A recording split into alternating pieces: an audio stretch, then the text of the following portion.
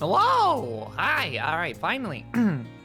It is time to start the charity week for Trans Lifeline.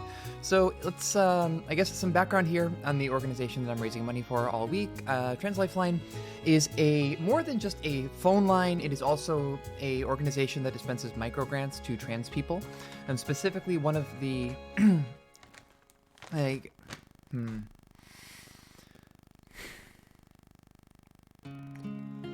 I had a whole thing worked out, and then I got too comfy listening to this music. So here's the deal. All week, we're going to be raising money for Trans Lifeline, specifically by playing games that either feature queer themes, queer characters, or are by queer creators.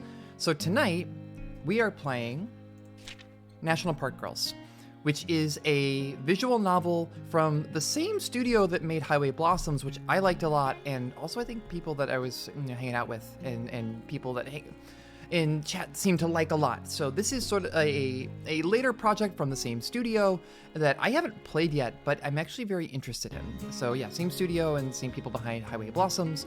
And the all week, let's see, tomorrow is going to be We Know the Devil. Wednesday I'm off. Thursday I'm playing through the other two stories in 1 Year Hot Springs. And then finally let's see, Friday is going to be Secret Little Haven, among other indie games. Saturday, I'm playing through Celeste, with the caveat that I am donating for every $1 for every death for my first 200 deaths. I'm sure I will have way more than that. And then on Sunday, just going to kind of do a very rare chatting stream, because as much as I enjoy them, I haven't done them lately. So all that's happening this week, all the while, if you type in !donate, which is also on the stream, if you just type one of these, donate, you will get not one but two clinks that you need to. It's like a blah, blah, blah. I should go turn off that other one. I didn't realize that was still on. But basically, you're gonna get the donation link to go ahead and actually give money to Trans Lifeline. So Trans Lifeline itself, like I was saying before, is more than just a hotline. It is also an organization that dispenses microgrants to trans people. So microgrants might not sound all that cool or all that intense, but they do mean a lot. One of sometimes the biggest obstacles in transition can only be something that would cost maybe a couple $100. So, for example, when I had to change my name when I lived in Florida, it cost me about $300 to do it, which is a huge obstacle for a lot of people. It was a big obstacle for me at the time. And so microgrants that might not seem like a huge amount of money can actually make a big deal. And it's can do a lot for people to be able to get over those hurdles and be the person that they want to be. So that's kind of where I'm at right now. I wanted to raise money, and let's be real, it's a very hard time to be trans in the United States in particular. I saw that, and I'm sure many people have seen that Missouri is considering a ban on transition up to age 25. I know Florida is considering a ban on transition up to... thank you, Noah. I hope you're doing well. I know Florida is considering a ban on... thank you, Jen. I think a sip of my tea there. Thank you. What are you doing? Shit. I lost my train of thought. Anyway, it basically sucks to be trans right now. That's really what's going on here. It sucks. In Florida, considering a ban on social transition is nightmarish, in words that I genuinely don't know how to describe. Let's be real. It's truly ghoulish. Anyway. So it felt like a good time to raise money, and particularly for Trans Lifeline, because in addition to it's also a lifeline for emotional support for trans people in crisis, particularly at a very critical time. Yeah, things suck a lot. They're better than they've been in some ways. They're worse than they've been in others, and no reason to not raise money, right? And to do good things. I see we got a little reward here. Here we go.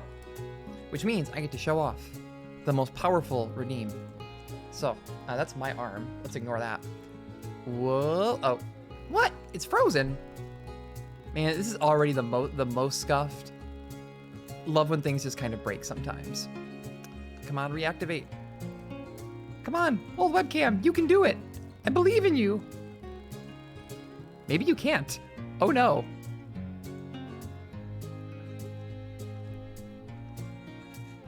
Oh, because you're not plugged in.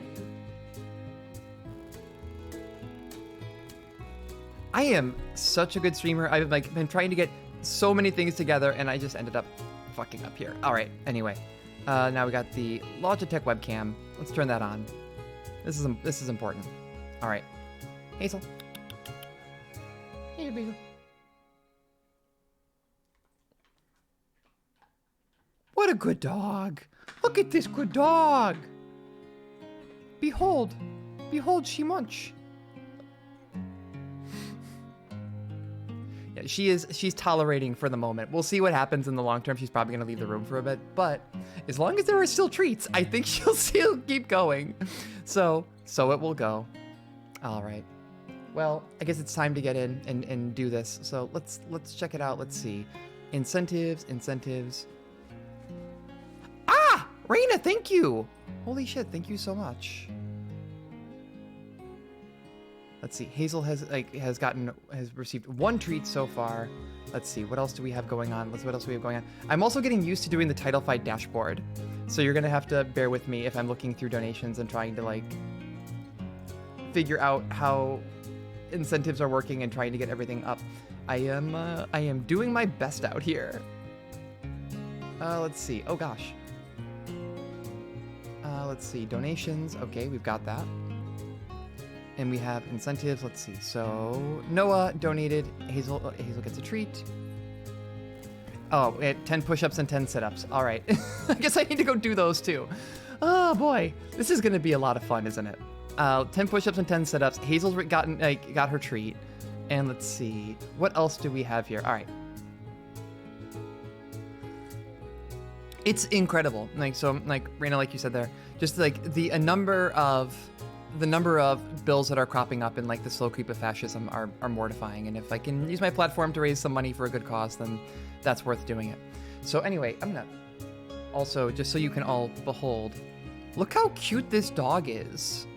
Look how regal she is. She wants to go outside. Sorry, Hazel. This is like the 1 week of the year that you have to do some work. What a good dog. All right, I'm gonna go do my push-ups and my sit-ups. Thankfully, no one has redeemed the jalapenos yet, but I do have them here, and I will chomp a jalapeno for $50 for a good cause. I know. All right, but in the meantime, I'm gonna go do while y'all chill to this music, and then I'm gonna go do some push-ups and sit-ups. All right, here we go. 1, 2, 3, 4, 5, 6, 7, 8, 9, and 10. All right, sit-ups. 1, 2, 3, 4, 5, 6, 7, 8, 9, 10. Okay, there we go. That's probably not as fun. It's like with the VTuber, but I've done it. I am stronger now. Stronger in body and stronger in heart. So one thing I'm really hyped about this is like secretly Uma Musume for national parks. So the reason she has a volcano for her head is that this is supposed to be Yellowstone. And of course, Yellowstone is built on an active volcano that will eventually erupt, and it will be terrible. All right, well, here we go. I'm very excited. So yeah, Studio Coattails made the very excellent game, Highway Blossoms, which is featured like in. I played, I loved, it rules. It is. We'll see. Sorry, sweetie, it's stuck. Can't go any lower than that. I want to say it's a game about these girls being national parks, but it's also set in a national park, where the main character is a burnt out and jaded park ranger learning to rediscover her passion for the outdoors. Is that right? Wow, you can hear the burnout in her voice. Click down on the switch. A sputtering rumble coughs from the window, vibrating the rushing wind as it rips through the car. I click up the switch and the window slides the rest of the way up with a smooth purr. I click down again, smooth purr. It stops halfway, sputtering rumble. Yep, there's actually a funny story about that.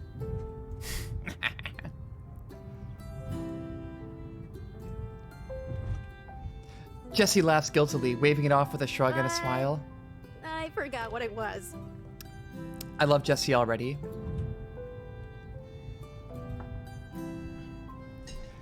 Smacking a bump of the road, the car jolts up, tossing me into the door. I glance in the side mirror as we drive away from a pothole. There's a lot of stories. The park makes do with what it has, Eve. We're resourceful that way. So, fun note, I've actually been considering working for the National Park Service. It seems like a pretty ideal job, just to like go work in a national park.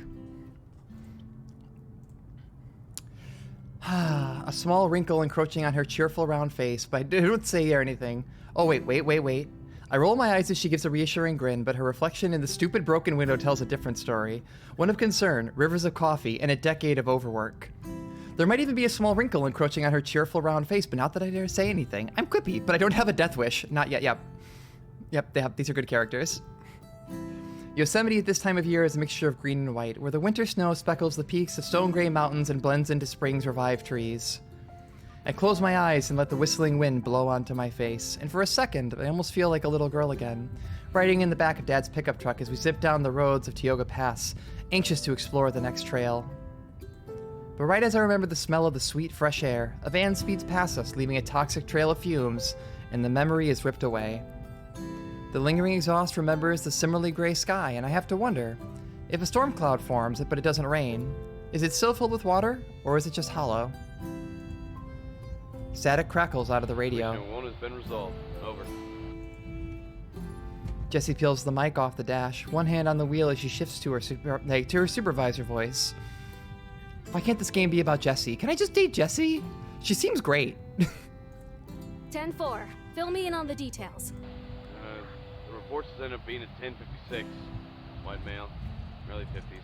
He was stumbling around when I got there. He stopped discharging his firearm as soon as he saw me pull up. Looked like he was shooting at some bottles. Bummer. I scoff. I don't even try to hide it, and Jessie shoots me a narrow No look. altercation. But he didn't need to take a breathalyzer for me to know he was wasted. He's in custody now. I see the bags sketch themselves under Jessie's eyes as she heaves a deep sigh. It's only paperwork. All right. Thanks, Ernie. I'll be pretty late, so you can have the yogurt in the fridge while filling out the report. Wait, he's still with the porcupine? My teeth grit against each other, and my shoulders Tell stiffen. him, girl, we already missed her moods. Hope those Tulumne campers have good dental. I reach over and rip the mic from Jessie. Oh, hell yeah, go off, girl. Shut your mouth, Hernandez, or else it's gonna be your fat ass who needs the extra dental work. Hell yeah. Jessie wrestles the radio away from me as Ernie crackles over the radio. Just have that report on my desk by tomorrow. Over. I'm still trying to grab the radio by the time she throws it back on the dash. Groaning, I cross my arms and there are thousands of tiny daggers out the window. I'm already in love with these characters. Jeez. You know they're just trying to get a rise out of you. Why do you always take the bait? Why are you always posting cringe? Because if they actually cared about their jobs, they'd be angry too. Jaded, burnt out. Used to love the national park system, now doesn't know where she's at with it anymore. Yeah, I'm about this. Not that it matters. And at this point, I'm not even sure that I care anymore. It's not everyone, Eve. There are people out there who still care. Who, the campers? Because I can show you some rocks and trees that a certain artist thought made a good canvas. I swallow the urge to spit. That kind of stuff doesn't get fixed overnight. A shadow casts over Jessie's piercing glare. Neither did his fractured jaw or your suspension. Oh, she fucking beat him up?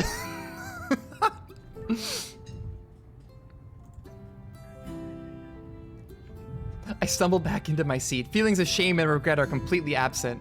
All that's left is the gnawing emptiness that always snakes up on my chest and lingers there. Oh gosh. Women will really become park rangers instead of going to therapy. Jessie's face softens, and the tender expression reminds me of pity. What happened to you? You used to be such a cute cadet. What? I I'm not still cute? I flutter my lashes and roll my eyes. Normally, backtalk like this would get anyone from any profession fired, and secretly, I hope that it does. It's that attitude of yours. I remember when you were energetic and determined. She shoves me. Be like that again. They beat that out of me a while ago. Jessie frowns for a moment, then she grips the wheel and strains a smile onto her face.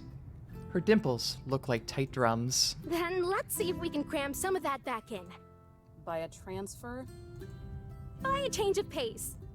You'll love the meadows. It's a little chilly this time of year, but you can bundle up in the cabin, which you'll have all to yourself, by the way. You can thank Ranger Smith's gin habit for that. Whew! And the camping population? Jessie bites her lip, and her eyes dart across the road. Don't think you're clever. We used to visit Tuolumne every summer when I was a kid. I know they have a campground there. She relents with a It's sigh. mostly hikers and mountain climbers right now, since the roads just opened. But I'm sure they'll come piling in as it warms up. So she's basically sent off to more or less kind of stew in a large, like a lone area of the park in a cabin by herself after breaking a camper's jaw. Just like me, for real. Let me also adjust that a bit. There we go. I expect you to do your job. Great. More babysitting. Remember what you signed up for. Trust me, I do. Or I did before I realized the park was just the public's dumping ground. Maybe I won't go apply to work for the National Park Service. That's why the National Park Service exists. We can't protect every square inch of land, but we can manage parts of it. A scoff. If only. For most of these people, the parks are just toll roads. They pay to get drunk for a few days. Look, it's fine to drink while camping. It's kind of fun. They'll sit around the campfire and talk about how much they connect with nature, and maybe even write poetry about it. I'm being personally attacked. And then they'll leave the fire smoldering, forget to pick up their trash, and leave. Okay, that's not me, though. I do clean up my campsite, and I don't leave the fire smoldering.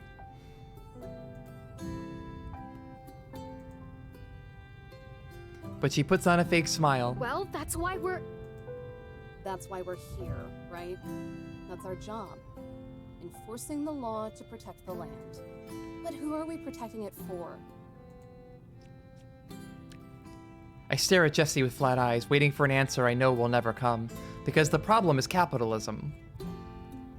She side-eyes me, waiting as the radio occasionally cackles with a report. The same people who are destroying it. Damn. The burnout is extremely real here. And where's the justice in a job like that?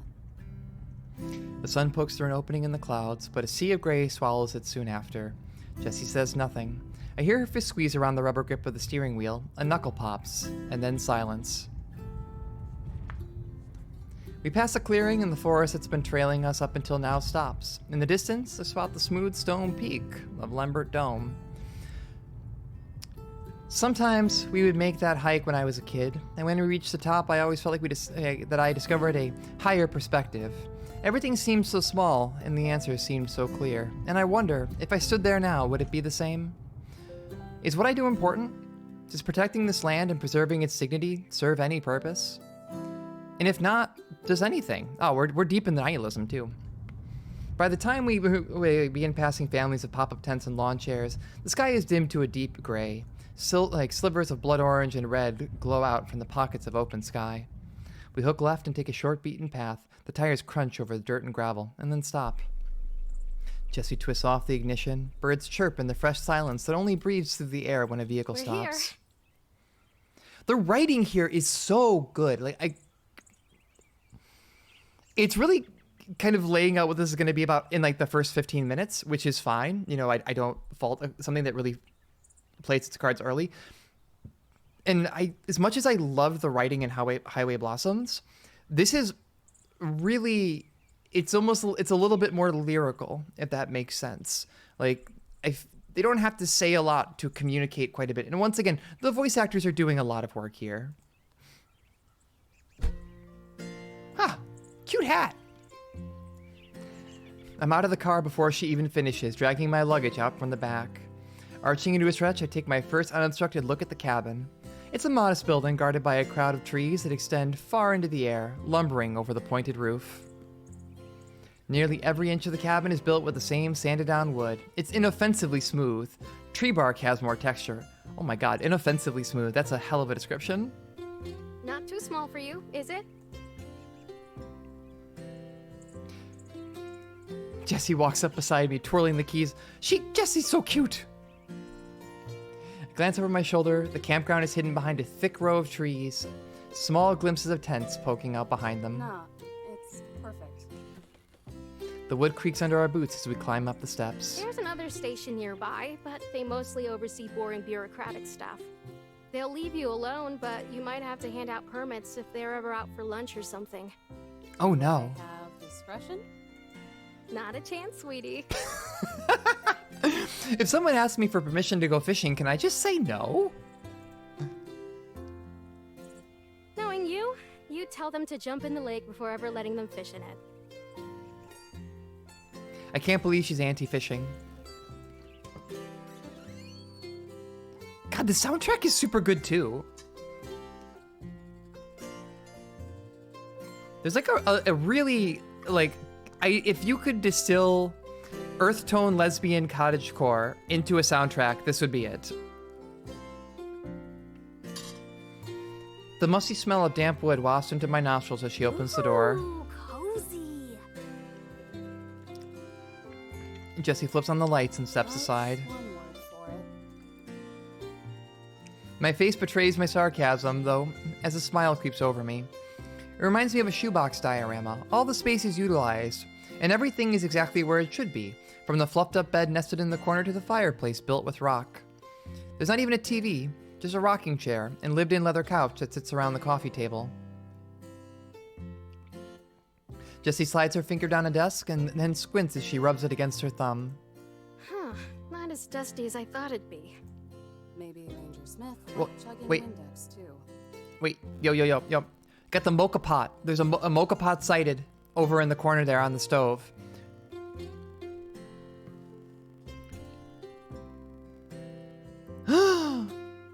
She took off the hat. Drop my bags and I frisbee my head at the couch. It misses and lands lopsided on the floor. Not unless he snuck back recently.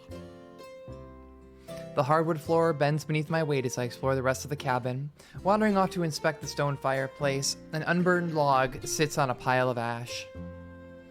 Cobwebs weave around the well-swept corners and polished floor as if they were intentionally avoided. This place is clean, but whoever the neat freak is must not have any guts. A fuzzy spider trapezes from the ceiling. I look to make sure Jessie isn't looking, then give it a tiny wave as it pendulums in front of me. Oh, that's great. Is she gonna whisper to the spider? Hi. Yes! What was that? Nothing. With a quick swing, the spider leaps away from me, landing in the middle of a trio of paintings hung on the wall above the dining table. Ranged in a trial, each showcases the gorgeous landscapes and scenic vistas, their location scribbled in the corner with no artist signature. Yosemite, Zion, and Yellowstone.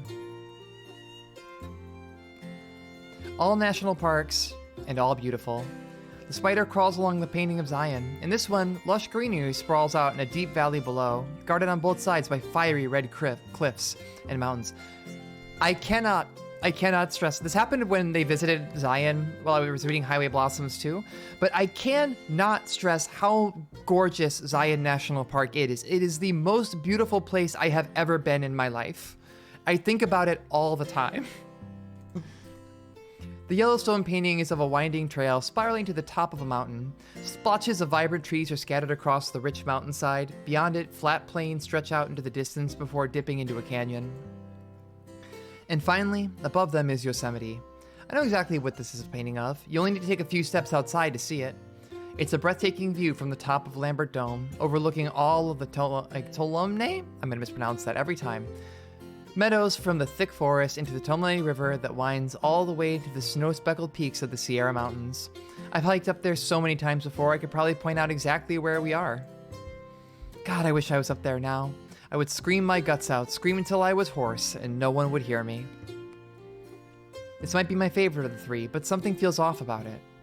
After a bit more squinting and head tilting, I decide that this painting is too crooked for its own good. The frame is so off-centered that if there were a hiker in this painting, they'd plummet to their deaths. With a soft grip, I grab the sides of the painting and begin to delicately, slowly straighten. A sharp squeak rattles through the air so loud I can feel it in the floorboards. Shivers crawl up my spine as I nearly leap out of my uniform. Jumpy. I love the lean-in. I agree, Brent. I love this lean-in effect. Giggling, Jessie squeezes past the dining table and rests against the counter. It's just the cabin settling. This place is old, so it's gonna be a little noisy. Her voice drops an octave. All it's missing is a flashlight below her face. Kind of spooky. Not really. The cabin squeaks again and my shoulders tense. Jessie grins, thoroughly entertained. Some of the fast rangers stationed here always said it was haunted. Personally, I think it was just something in the coffee. Coffee would never do that. She picks up the percolator off the stove and rattles it around. Flipping open the lid, she pulls out a small bottle of bottom shelf gin.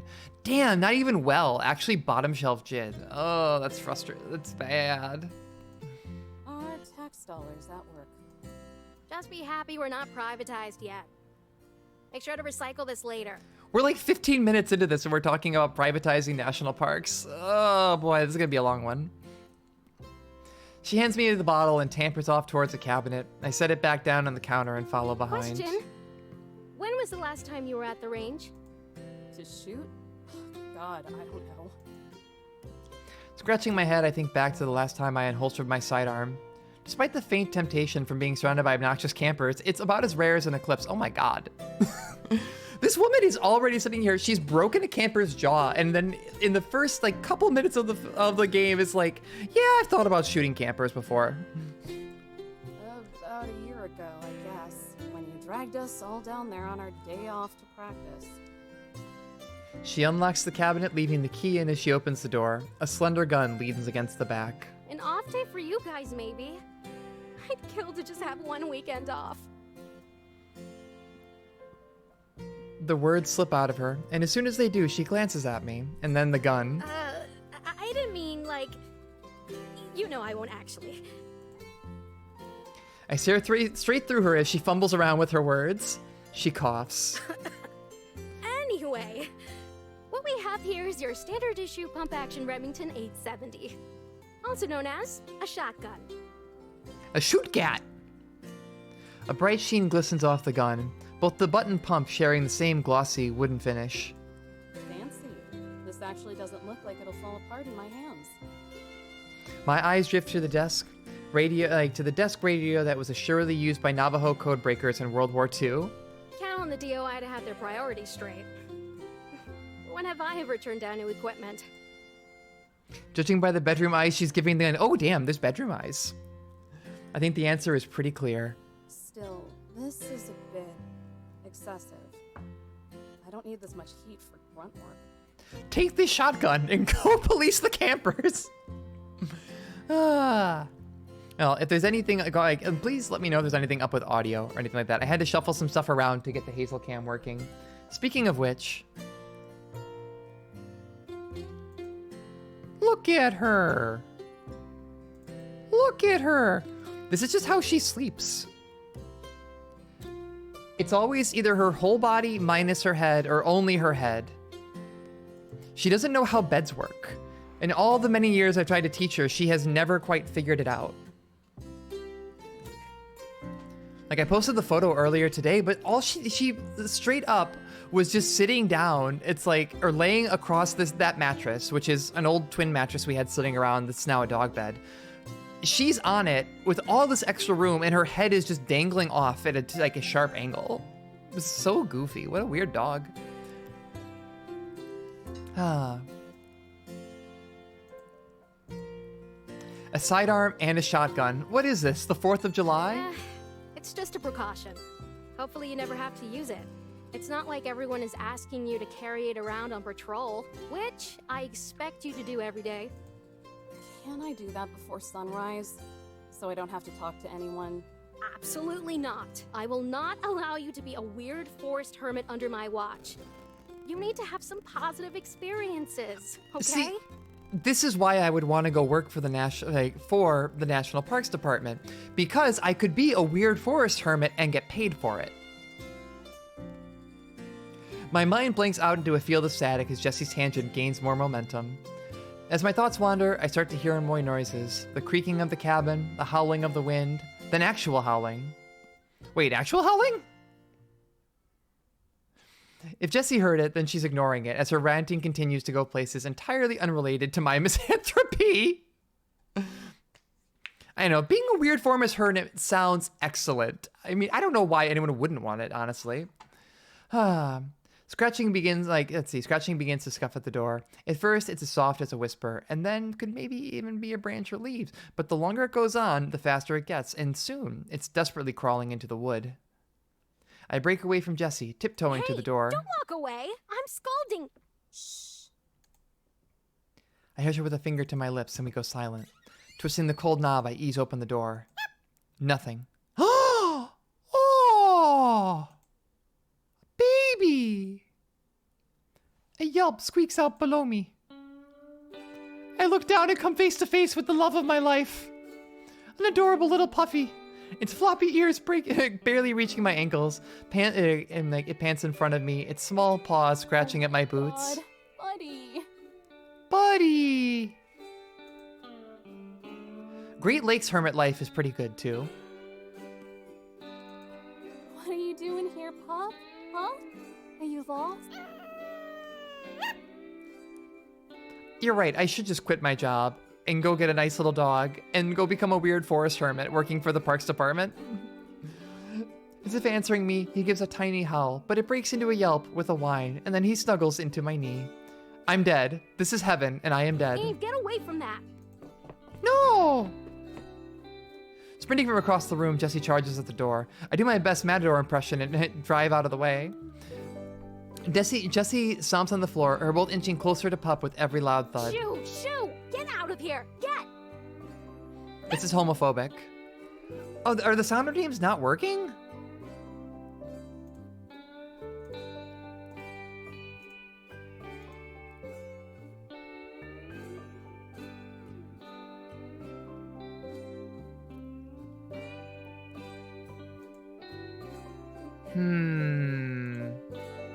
Yeah, they're definitely not working. Give me 1 second.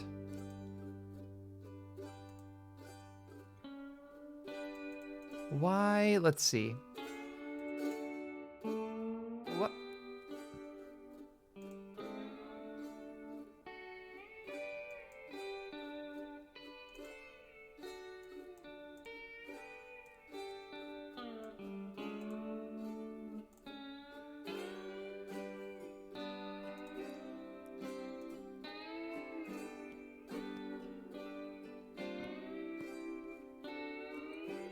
Yeah, none of them are working.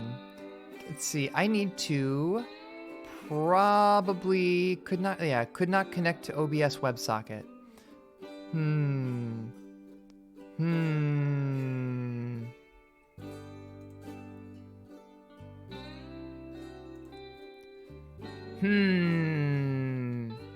What a disaster.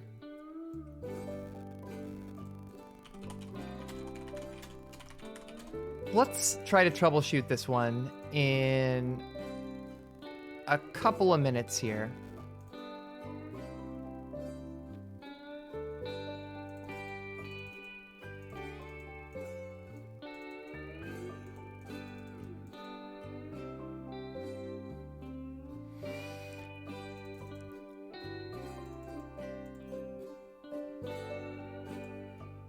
Streaming is in fact a blow-up.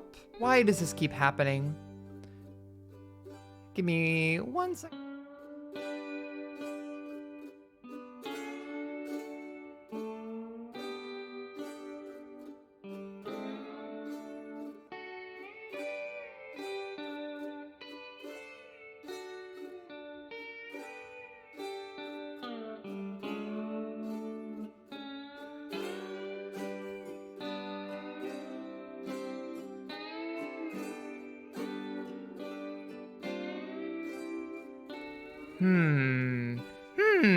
Wait, let's see. Oh my god, she does have the same look as Amber. Like, spot on. I'm not gonna be able to unsee this, am I? Let's see, do I still have any of those goofy Highway Blossoms photoshops I made? Let's see. Ba-ba-da-ba-da-da-da-ba-dum. I don't have them on my desktop anymore. Yeah, she absolutely looks 100%. She's just Amber all over again.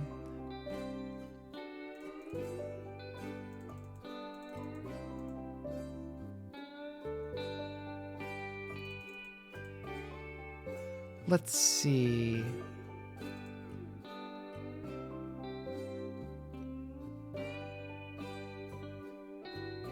This is basically a Yogi Bear simulator, yes. All right, I am right now trying to do a one little quick troubleshoot. Let's see.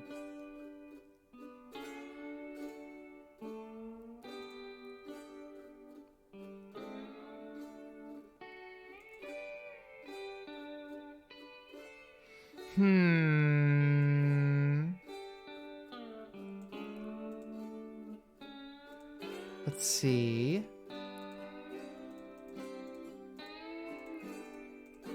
Well, now everything's disconnected. Why would that be? Well, in the meantime, I'm gonna, I guess, have to do the point redeems manually. Bummer. But worse things have happened in my life. It's a little guy, wasn't he? And let's see. Also got Patty-Doo. Thank you, Brent. Yeah, sorry. I'm getting into the rabbit hole of like, why is the thing not working? I don't understand why the thing is not working. Which is always like, it's very easy to get into the little rabbit hole of it because it's always a bummer when streaming is a blow up. Little guy, wasn't he? But unfortunately, that's just kind of the nature of it.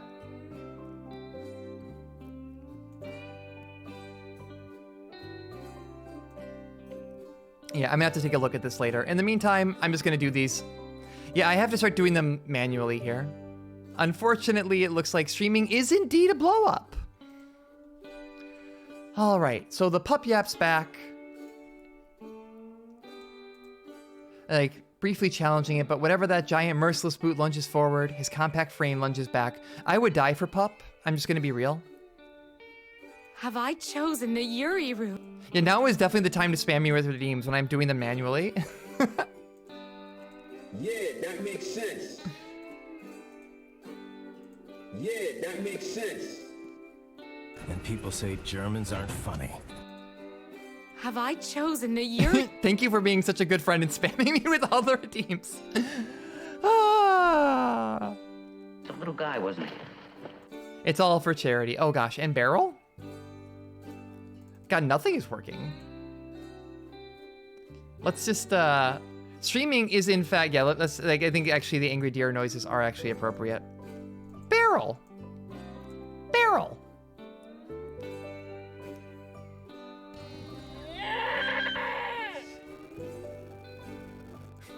Player 2 Ricky won't actually work. I need to get yet another thing to work for that to actually be working. I need to get Cheersbot to actually be working while I'm logged in. I don't know what the deal is with Cheersbot lately. All right, anyway, back to the novel. I'll have to do, I gotta manually malordify myself too. All right, the fight continues onto the porch with one last growl of defiance. Pup scampers off into the bushes. His ears poke above the leaves as he stalks us from the bush. What the hell? He wasn't doing anything. You scared him. He was just a little guy. Good. Maybe it'll stay away then. No. Yeah, that makes sense. All right, I hate Jessie now. I'm off Team Jessie. I glare at Jessie like she's the devil incarnate because she is. Yes, she's homophobic.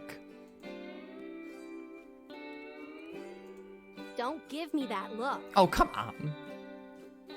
Yeah, immediate drop. It's like I've never seen a character get patched this hard. Have I chosen the Yuri route? I reinforced my gaze with more steel. Orphaned coyote pup. Started coming around the camp, and Smith, in his infinite wisdom, decided to feed it. Well, all right, so what did you miss? Jesse is homophobic. That is the thing, that's the big thing right now. We are off team Jesse. She's actually homophobic. Cannot stand her. Do not know her. Cannot stand her. She tried to beat up a little coyote puppy. Don't.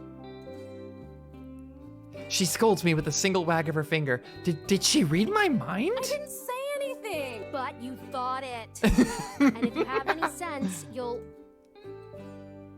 She pauses, glancing up as the last glimpse of sunlight is snuffed out. I'll lecture you another day. But for now, I have to get back to the station before Hernandez eats all the yogurt. I can't believe she did homo thought crimes. Yeah.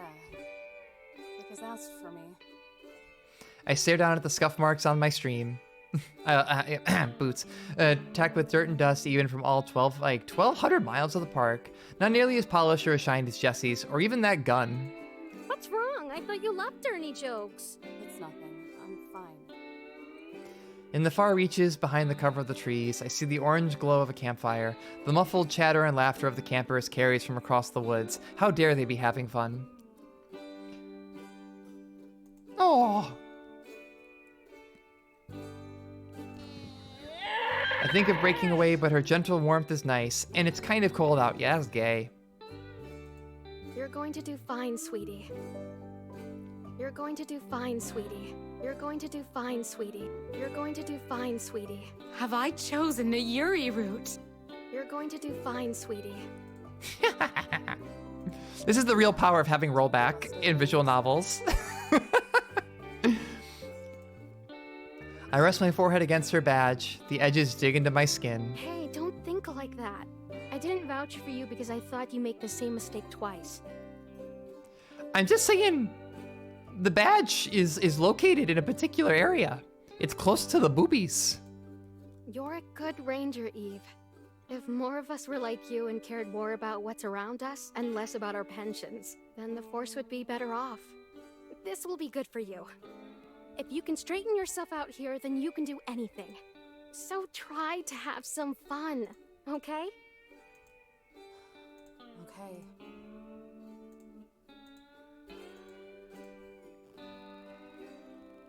She has too much faith in me. Maybe all of that was true at some point, but now I can take or leave the pension and the land. My opinion on voiced VNs, I am also not used to it. Highway Blossoms was, I think, the first voiced VN that I actually played. I like it a lot, especially, like, I'm imagining I'm going to like it here as well, because at least in that game, it really flushed out the characters, and the voice actors and actresses did an exceptional job all around with that game. It was unreal, like, how much they were able to breathe life into those characters. So I do like it, but it is kind of weird because I'm a very fast reader too, so I have to slow down to listen to each of the voice clips when I'm like, yeah, I read this in half the time that it took you to read it. None of this matters. Not the wigs at the top, not to the public, and not to me. None of this matters. Nothing matters. I can't believe they made Aquatine Carl a lesbian, a park ranger. And that's the premise of this novel. And besides, I'm just a radio call away if you ever miss me. I'll call every day to check in. Yay. Can't wait. She climbs in the truck and starts it up. The revving of the engine is so loud, I expect it to shake off all the rust that's carved itself into the bumper. No slacking off now. She wraps the keys in my hand and shuts the door. The headlights streak in the night air, beaming against the silhouetted cabin. The window rolls down all the way down, and with a confident smirk, Jessie tips the brim of her hat. And Eve, you're wrong. It might have actually been pointed if that was the last thing she had said before leaving, but it hadn't even been 10 minutes before she drove back and barged through the door in a panic. She left the key to the station on the lanyard she gave me, and the key to the library, and the key to the toll booth for the south entrance. I swear, Teddy, with how seriously that woman takes her work, she has no right to be as airy as she is. Though I guess I'd start to slip a little too if I were working on an endless stream of hours and got as little acknowledgement as she does. After 4 years, it's hard not to respect her. There's not a moment where she isn't on a call or filling in for someone or blazing through reports, yet somehow she manages to stay as bubbly as dish soap. If she's able to stay as peppy and motivated, I can't figure it out, and I doubt I ever will. She is just like me. How does this woman have energy? If it weren't for the circumstances, it might even be a dream come true, but in the end, I know why I'm really here, and deep down, regardless of her comforting words, Jessie knows why I'm here too. Teddy, the fact of the matter is, I'm here because I snarked off one too many times, cracked one too many jaws. I can't choke back the last speck of pride about what it is I do, and that makes me a problem. No matter how hard I try, I can't detach myself, not completely. There's still a small spark, and all I want is to snuff it out. The little guy, wasn't he? And that's why I'm here. For penance and training, call it what you will, a new post, a live-in job. But I know what this really is. Purgatory. My pen hovers above the page inches from carving my thoughts into stone, and once that happens, they can't be taken back. It's a scary thought.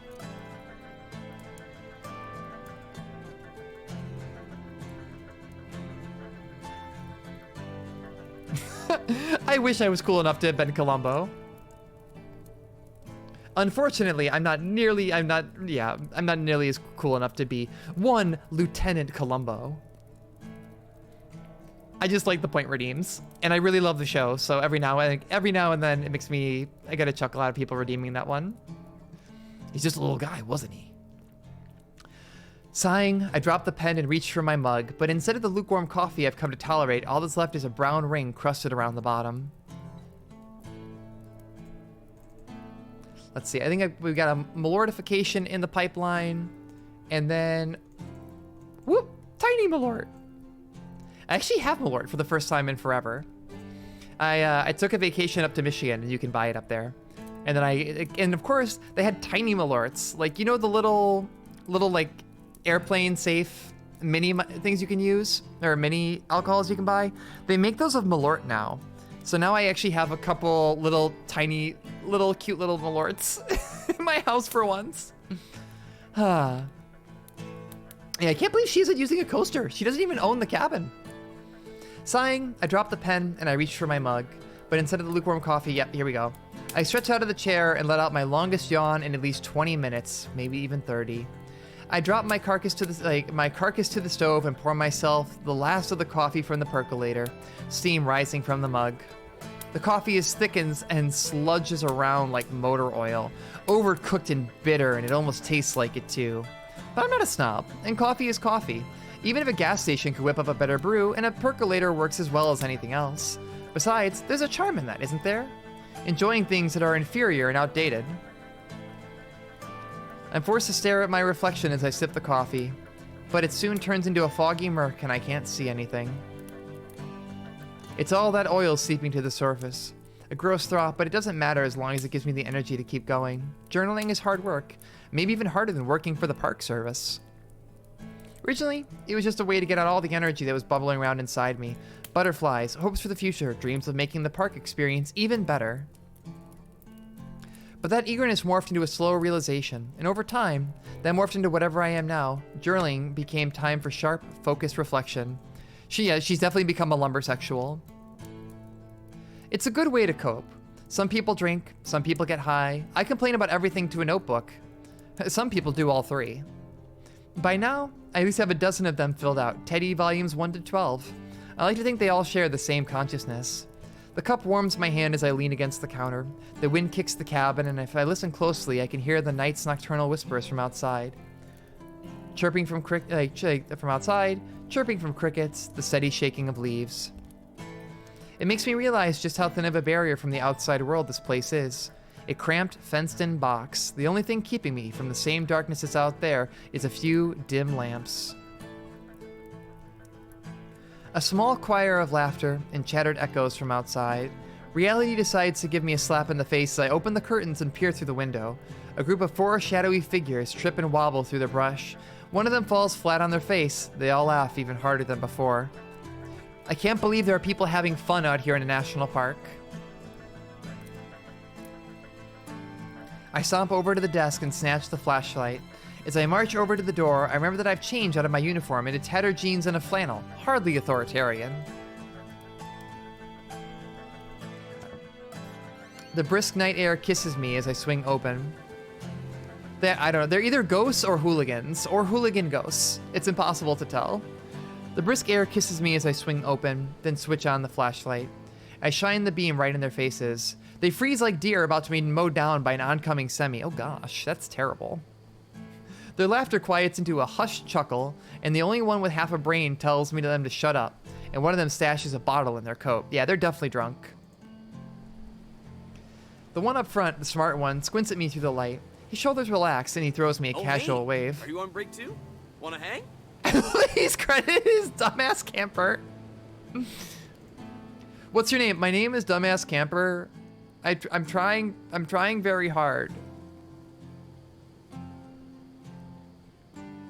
Look, I'm here for Dumbass Camper. I support them.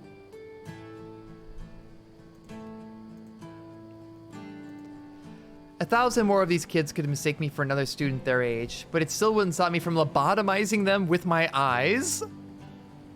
I slip on my hat and stay silent. The Old Testament fear of the Abrahamic God shadows his face. They all shrink back. Do you know how many people go missing out here? Oh my God. Girl, you need a drink. Or like a vacation or something. Well, what? I said, do you know how many people disappear in these parts annually? Biblically accurate, Park Ranger. He looks to his friends for an answer and they shake their heads. He looks back to me and shakes his head. The entire group shakes their heads together. I'm sorry, I don't... His hands are raised in surrender, the embers of a cigarette glowing between his fingers. Another question. Yes, ma'am! Our voices bounce around the woods. Do you know how much paperwork I have to do if one of you so much steps on a pine cone? Is it... a lot? Dumbass Camper's voice actor is doing a lot of work here. Absolutely bless this person. They are killing this role. His friends nod, and he nods back. Dude, is it a lot? Yeah, it's a lot, man. Are you sure? Yeah, man, it's a lot. Yeah, a lot, right? It's approximately one a lot, right? Right? All right, time to catch up on Fumo redeems.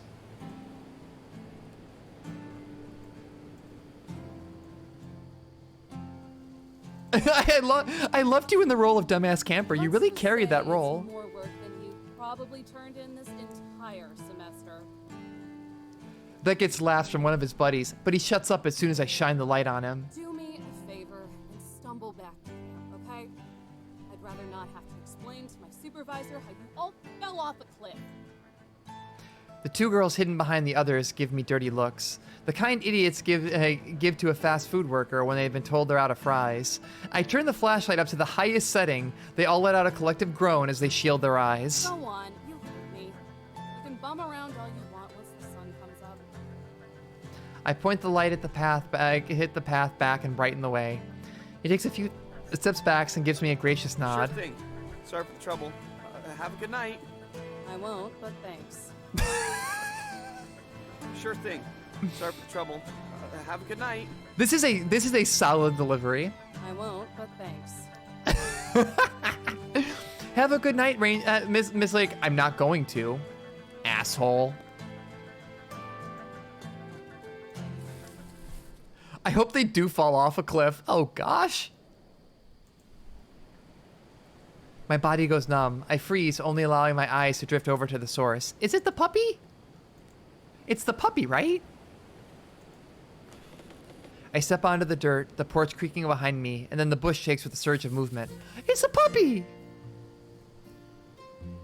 A ball of fur explodes throughout the leaves. Its paws scrape across the way before skidding to a stop at my feet. It's a little guy, wasn't he? What a little guy! What a weird little guy! Decided to come back, huh? Couldn't resist my charm. His ears pin back as I scratch the scruff of his neck. He almost looks deranged while I pet his goofy-looking pupils. Struggling to center with the whites of his eyes. You're an unbelievably giant pork.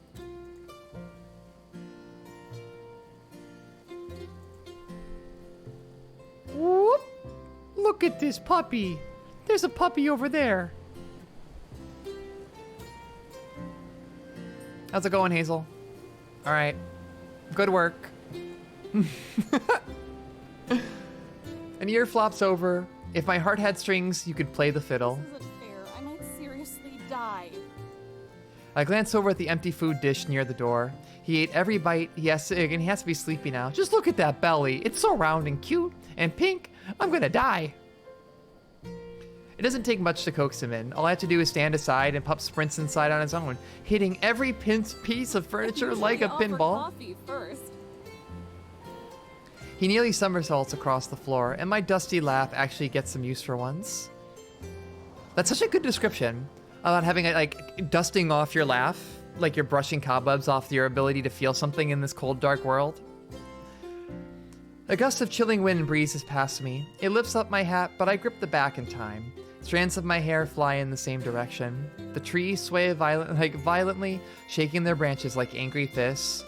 The clouds curtain the last sliver of the moon, submerging the woods in a darkness deeper than any sleep.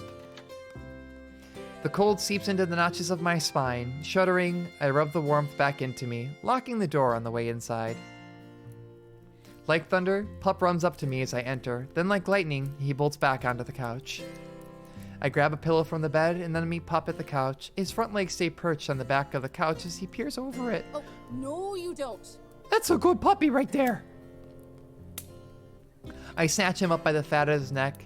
He nips at my wrist, but it tickles more than anything. I drop the pillow and then I drop Pup on top of it. At first he tries to wiggle free, but I keep the pressure on his back. He eventually gets the message and lies down. I'll get you something more comfortable soon. We're gonna domesticate a coyote. My leg brushes against the coffee table as I get up. A stray magazine catches my attention. Jeez, Jesse, did you leave this too? A bag of lemongrass tea sits between the pages, acting as a bookmark. Did she not have anything else she could use at the time, or was she just lazy? The cabin creaks with the blowing of the wind. Pup's ears stiffen in alert as he quietly gazes at the closet door. I look down at the magazine. A map of the park is paired with every article. Every exit to the park is circled in red. Wrapping up your stay, leaving Yosemite. Come on, when do the park girls show up? I'm here for the Uma Musume, but they're actually the embodiments of national parks. The night breezes right past me. Every time I look up, the clock has passed another hour, and the gap only grows larger. In the corner, Pup gnaws at his ankle. His teeth chatter as he tries to chew the fleas off his skin. Why would you let the fleas inside? They're gonna get on everything. I flip through the stack of pages I've written on tonight, and I weigh them between my fingers. Not a bad way to break in a new journal. The soothing smell of fresh primer puffs at me as I fold it shut. A yawn slips out at me as I shamble over to the bookcase. Light reading before bed is never a bad way to end the night, especially eerie nights like this. Frost has settled around the edges of the windows. A touch of fog strokes the glass, and looking into the darkness beyond it is like staring into the black of a pupil.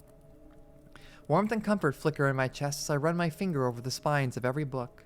Accessing Yosemite, an atlas and guide, best day hikes, Yosemite National Park, corruption in the National Park Service, the Yosemite Mafia, complete guide to Yosemite National Park. The Yosemite Mafia? Huh? Almost every book, brochure, and magazine here trails back to Yosemite and other parks in National Service in one way or another. Even the few pieces of fiction can't escape it, novels like The Yosemite or Yosemite Thunder. Looking over the alphabetically ordered books, I start to notice gaps, missing volumes, spaces between books, the kind you see at a library when something is checked out. The thing that gets more perplexing as I arrive at the bottom shelf. A giant cardboard box sits alone on the shelf, bursting with stacks of paper and folders. Balancing at the very top is a pink folder with bright bubble letters drawn in crayon. Miwok Research. Surrounding the letters are cruelly drawn squirrels and toothy rabbits. Some are colored in with precise strokes, never staying an inch outside the lines. Others are so widely scribbled in, and the trial and trail so far outside the lines. I'm pretty sure an 8-year-old coming off a sugar high could do better. As I reach down to grab it, a drawn-out squeak sings from the kitchen. The distant sound of bending hinges sends my heart racing into my throat. That wasn't the cabin settling. Wait, there really is a Yosemite Mafia? Damn. How about that? You learn a new thing every day you go streaming. Oh, there was like hella corruption back in the 70s. Oh my god. Oh gosh, I'm not surprised. All right, let's see. Is it Yogi Bear?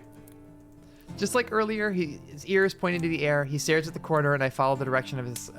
Let's see. He's going to the closet. Just to skip away from it, the cupboard by the sink hangs open, still easing to a stop. The hardwood floor bends beneath my feet as I walk over, and suddenly I lose traction. My feet slide out from under me as I slip towards the counter. Uh-oh. Was a little too close. Did you do this? For once, I hope the gross answer is the correct one. But looking ahead, a trail of water leads to the closet, and I start to think that I'm not that lucky. Muffled clips of noise whisper from behind the door, heavy breathing, and quick bursts of movement, and then hustling. My mind flashes back to what Jesse said today about this place. How past Rachers thought that it might be haunted. No, snap out of it. I slap my cheeks and push the idea into the far reaches of my mind. There's only one explanation for this. One of the campers from earlier snuck in here somehow and is trying to give me a good scare. Yeah, that's all it is. What did I tell you morons about sneaking around? You're trespassing on federal property. That's serious stuff. Come out now and I won't slap cuffs on you. The noise stops. I count the seconds in my head, but nothing steps out of the closet. Fine. Don't say I didn't warn you. I stomp over to the door, making sure my steps are loud enough for whoever it is on the other side to feel. Twisting the knob, I pull it open halfway. Oh, it is a ghost!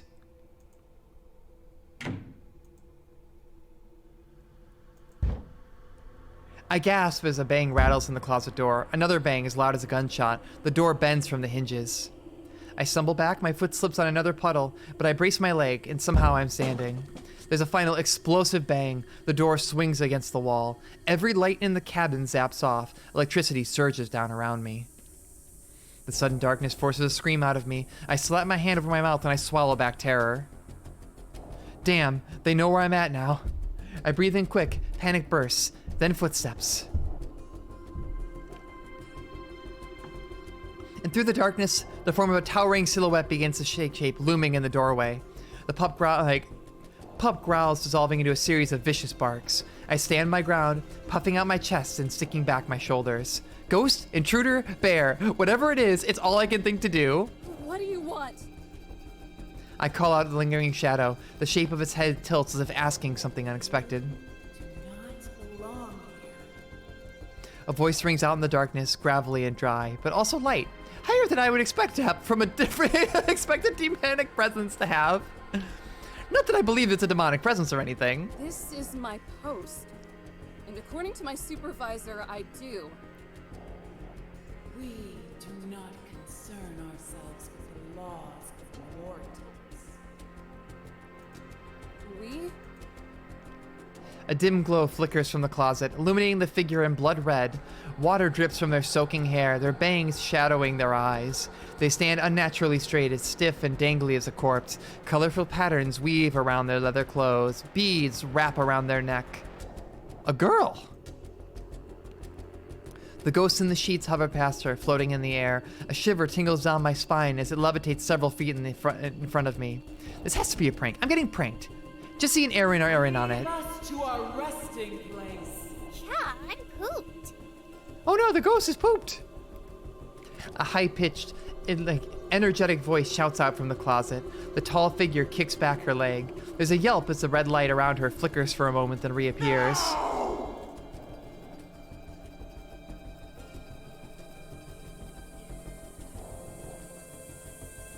A moan howls from the sheet ghost, muffled by the fabric. It's spooky in the same way a child making ghost noises on Halloween is. As much as I'd love to, believe me, I would.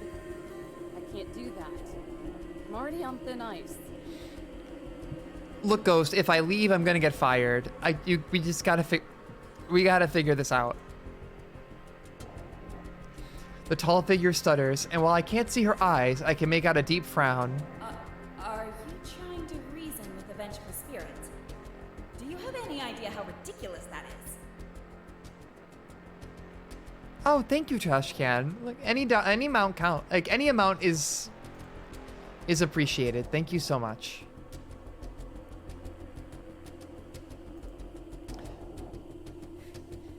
All right, so just as a reminder, we are raising money for Trans Lifeline all week. So if you follow that link there or put an exclamation point donate, you'll get a link to the Title 5 page with a couple fun incentives, like making me chomp a jalapeno that I ran out on my lunch break to go grab. So I have a whole bag, I have a pound of jalapenos, like just in case someone wants to make me eat one. Have any idea how ridiculous your request is? I love this. Trying to tell the vengeful spirit, look, I cannot leave. I will get fired. That isn't my problem. Basic instinct prioritizes survival over income. Ah, thank you, Feral Phone On. Holy shit. Right? Thank you, thank you, thank you. I hope you're doing well.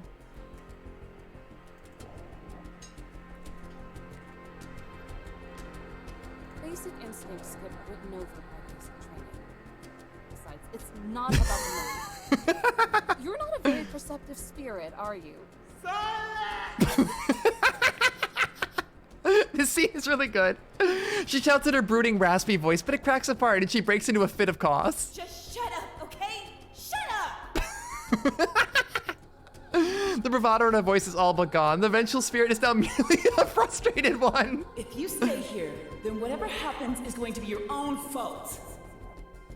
The red light behind her flares up, tinting the walls with a blazing glow. Pup's bark returns with killing intent. The chic ghost lunges at me through the air. I spin around, diving for the gun cabinet. Come on, Jesse, come on. Please tell me you forgot to lock it. I pull the handle and the door opens with my momentum. Yes, I knew I could always count on you, Jesse. Remind me to take you out to dinner if I don't die. The shotgun still leans against the back of the cabinet, undisturbed and untouched. I reach up and grab for it. The metal crushes my chest as I hoist it into position. Adrenaline pumps through me and I push down on the safety, wrap my finger around the trigger. Strands of hair flick into my face as I stare down the barrel. At my feet, the chic ghost stares at me, now firmly on the ground. Is this the Yuri? This is murder.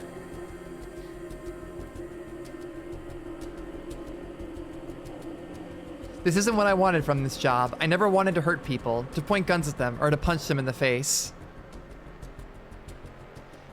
All I wanted was to protect. It starts to cut to a Columbo opening. The fabric draped over the ghost stretches back. The pup dances around its feet, his tail wagging as he tugs away the sheet like it's a game of tug-of-war. The sheet falls to the ground and I finally get to see what, or rather who, is attached to those wiry legs. Oh! Like a burglar caught in the act, she stands there, wide-eyed and trembling. Is this a song from Highway Blossoms? This is very familiar. I want to say this is actually the menu, like this is one of the themes. Anyway, like a burglar caught in the act, she stands there. Wide-eyed and trembling, leaves rustle off her tiny beige dress, but there always seems to be more stuck to her.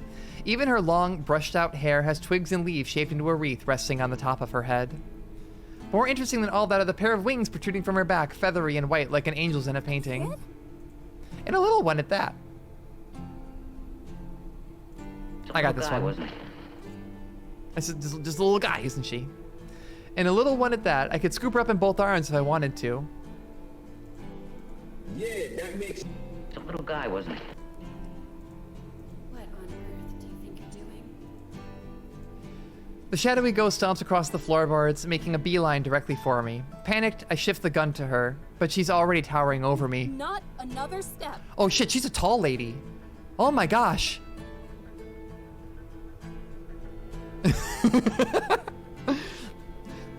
You're telling me that there's a tall Chuni elf in this cabin? Her green eyes glare at me. In their intense anger, they almost seem to glow as she grips her hand around the gun. That elf is like 6 feet tall. I close my eyes and I let my voice tremble into a shriek. And I pull the trigger once. Twice. Nothing. That can't be right. My eyes snap open just as time to see her wrestle the gun from me. I thought they taught you things better than to go around and point these things at people. She moves to remove the bullets from the chamber, except there are none. And if you do, then make sure they're loaded. Did they hire you out of pity? Damn, getting roasted by the ghost.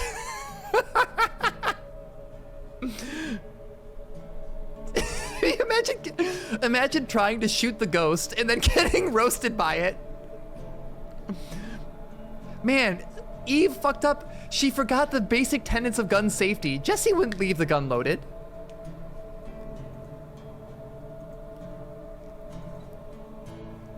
I'm dead. I deserve it. The little girl, paler than the sheets she was wearing, looks up at the bigger ghost. Her eyes swell with tears. Yosemite! Aww. She lets out a timid squeak and dashes behind her bigger friend. She wraps herself around her legs, content to stay only half hidden as she sniffles. I don't want to do this anymore. Zion. From far away, she looks like a creature from a horror movie. A natural blue hair with frosted white tips. Her entire body drenched in that red glow. But after seeing her close up and watching the concern wash over her, she seems almost like a normal girl. Almost. Zion? Yosemite? Just who are you people? Her head twists back to me, her shoulders tense up. I scoot back, but there's nowhere else to go. Silence, mortal. We have haunted these grounds long before you were here. The red light from the closet fades away. The lamp surges back on along with the rest of the power. And we shall haunt them long after you've returned To the ground. Oh, that's excellent. So they had like what, a sound system set up and just like a red LED light that went out. Yellowstone? Yeah, boss? The closet answers Tell me back. why the lights are back on? Well, because I flipped them back on. Duh. Joke's I over. can see that. But why? I slowly reach for the gun. One chance to take it back. Maybe even the shells Because the too. jig's up. She's not buying it anymore. A teenage girl springs out of the closet. Her clothes are a colorful array of pastel, and her bright twin tails bounce up and down. She'd be the most normal looking out of all of them, if only not for this one distracting detail. Sprouting from the top of her head like a mountain erupting from the ground is a giant cone, flattened at the top in various shades of brown. It reminds me of a volcano from a child's science project. Is it a costume? A hat? It looks like it blends right into her hair. This is like JoJo's Part 3. It's Jotaro's hat. Where does the volcano begin and her hair end? See, she's already getting ready to flip your lid.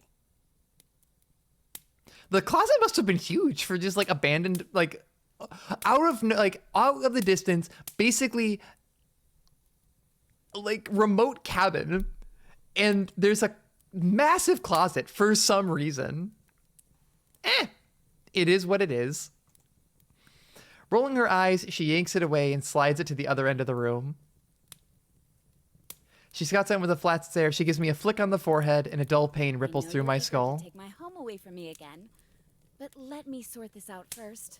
Okay, gunslinger? I soothe my forehead while grinding my teeth into fine powder. No, not okay. How about you try doing that again? A slimy grin squirms across her face as she raises her hand again, thumb and finger ready. I brace for the next flick, but before I can come, Pop hops up to my rescue. And like it lunges at her ankle. She stumbles away in time, but Pup stands his ground in front of me, snarling. Good boy. I love Pup. What did I ever do to you? I give you belly rubs and everything. She whines. Pup howls. I think I love this little guy a little more with every passing minute. Zion, sweetie, can you keep the fluff ball at bay for me? The little girl, who has since retreated to the kitchen with her other friend, it gives a quick nod. Okay. With intense focus, she flaps her little wings. She just floats around. That's adorable. Hey, boy. Wanna play? Aww. I grew a new stick for you. Please like it. Oh no, she has self-esteem issues. Zion National Park has self-esteem issues. Pup's head snaps up. His snarl melts into a smiling pant as he dashes over, completely forgetting about his duty to protect me. This was a disaster. The tall girl pinches the bridge of her nose and No sighs. small part thanks to your lack of commitment. She turns to the one in the kitchen, whose head is bobbing back and forth to a silent melody. Tired. She slumps over the counter and groans. Oh, we've done this like a million times. It's the pits. We do it because it works. That last guy rarely stepped foot in here after we gave him a good scare. So, they really did think it was haunted. That's because it is. Now go away. So is it haunted? Like, what's going on here? It's like, yes, go, leave.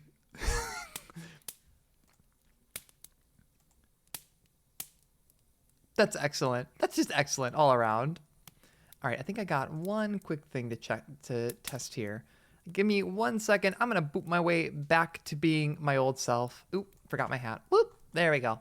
Woo, woo, woo. There we go. But I have one quick setting to check. Because I'm thinking if I start and stop the API, that might fix the issue with VTube Studio. Because I got a whole bunch of queued redeems here. And for some reason, they are not going. Let's see. Let's see if I enable and then turn this on. Okay, now we should be connected. Oh my god, why does this happen? Why is everything always breaking? I hope Denshi is not in chat. Why is everything always breaking? I do love the VTube Studio API. You can do a lot of very cool stuff, but unfortunately, sometimes things just break, and I don't know why it happens.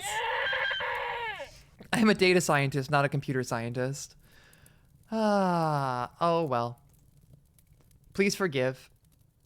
For some reason, things just keep... I can actually get the sounds to play, but I have to do them manually right now, because basically everything broke for this stream. I'm sorry. I'm doing my best out here. She's different. Dollface over there put up a fight. Wait, what is this accent? Now go away. What is this accent? She's different. Dollface over there put up a fight. Is she from Jersey? Why does Yellowstone National Park have a Jersey accent? I don't like her. You don't like nobody. Why does she have a Jersey accent? She sounds like P4 Labris. Can you understand the words that are coming out of my mouth? She's Snoopy. God, being haunted by Nikola Tesla would be the worst. He would just keep waking you up and telling you about his cool inventions, trying to get you to finish his work, go back to his workshop and build and finish with the time machine he was working on. Conehead grabs the tea kettle from the stove and skips over to us. That's kind of why I like her. The tall one wrings out her hair like a wet rag. Water, more than any sponge could retain, flows in the kettle. I kind of like that she has this accent. It's very funny. I'm glad you feel that way, even if it's incorrect. Fumes begin to whisk out. Oh no. Oh no. Fumes are... She's gonna erupt. Fumes begin to wisp out from the opening at the top of Conehead. A red glow crackles beneath it. No, seriously, what the hell?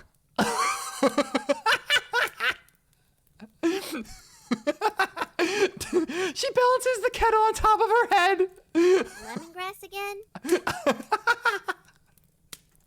Please, and don't sneak sugar in it this time. That's incredible character design. There's a stove right there. The whistling gets louder as the arguing drags on. A pup barks up as he rushes across the room to fetch the stick. The steam grows thicker, and as the noises builds and builds and builds, I feel my blood boiling in my veins. Any fear I had has been suppressed by the intense need for some peace and quiet, for some clarification, for something to actually make sense for once. I climb to my feet and I draw in as much air as my lungs can take. Somebody give me some answers! The chatter fizzles out, the wing girl shrinks back, hugging Pup close to her chest. The kettle sounds like a train whistle, all eyes are on me. Finally. Now, will one of you tell me who exactly you people are? I've never heard of a ghost that can touch people. Or one having wings? Or whatever that thing on your head is. Are they costumes? What is your deal? I can't get over this. This is incredible character design. So what if Yellowstone National Park had a volcano for a head? Because, you know, Yellowstone is built around an active volcano that's gonna erupt one day and probably like cause some like massive problems in that area. But what if she could also warm a tea kettle? She is Krakatoa. The leader of the three scoffs and turns away with folded arms. Oh, is that all you wanted to know? I could tell you that much. Hey, don't tell her our secrets. Also, I love that Yellowstone has she's got the trans pride jumper going on here. Cool ya jets. I'm just gonna tell her who we are. But first, I want to know who she is. Cool ya jets, doll. I'm just gonna tell her what it be. Oh. My name is Eve. I work here. Satisfied with my non-answer, she gives me an affirming nod, the kettle bouncing on her head. Howdy-o, Eve. Nice to meet ya. In case you didn't catch it, I'm Yellowstone. She points to the wall with the paintings. This oith angel is Zion. She's a cutie pie, and I love her lots. Aww. Zion's pale cheeks turn red as she gives a little wave. Love you lots, too. Aww. And then there's Yosemite. She's like our big sister. I love her lots, too, even when she's being a crab. Return to crab. Progress to crab. Yosemite says nothing. I glance at the paintings and pair each one with a girl. So, are you each named after a park? Are they nicknames? Yellowstone tilts her head and blinks. No. How does she tilt her head and not drop the kettle? I'm Yellowstone. This is far more complicated than Uma Musume ever was. She backs away and rushes over to Zion, hugging her from behind. This is Zion. And this is Yosemite. You know, like the parks. We are literally the parks. Somehow the kettle stays balanced on top of Yellowstone's head through all of this. Like, I try putting 2 and 2 together, but I keep ending up with 5. So, what are you saying? You are the parks? Her face scrunches in thought. The steam evaporating seems like it could be coming from her brain itself. She looks to Yosemite for answers, and Yosemite nods. Sure, that works. All right. I'm radioing my supervisor. I'm calling an adult. Why? Told you no one would understand. I don't know how you're pulling off these magic tricks, but trouble is trouble. And you 3 are definitely that. Oh my God, their mutual dad is Teddy Roosevelt. Teddy Roosevelt, who founded these parks, created these 3 girls. Oh, that's terrible. But you know what's not terrible? This dog. This dog that is basically a cat and is grooming herself. Look at her. Look at her. And if you donate $10 to Trans Lifeline, you can, through me, give her a treat. You know what? I think Hazel's being good. I think Hazel just needs a treat. What do y'all think? Does Hazel just deserve a treat? I think she deserves a treat. Whoa, oh God. Ah! There we go, finally. That little webcam always shimmies around if it's not like on a monitor. All right. Hazel Basil. Hazel Basil, come here. Ah! I dropped it.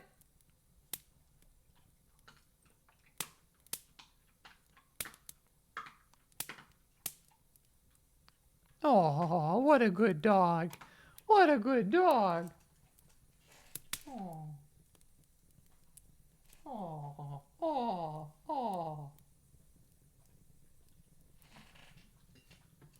Oh, she's so good. All right, I'm gonna go free Hazel. Give me 1 second here. I'm gonna go let her outside for a bit.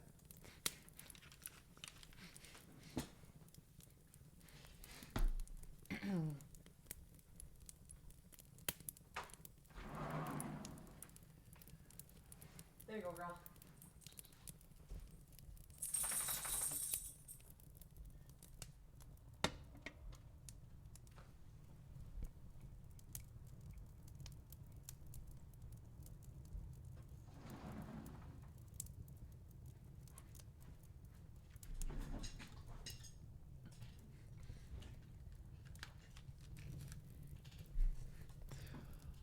All right, Hazel is free.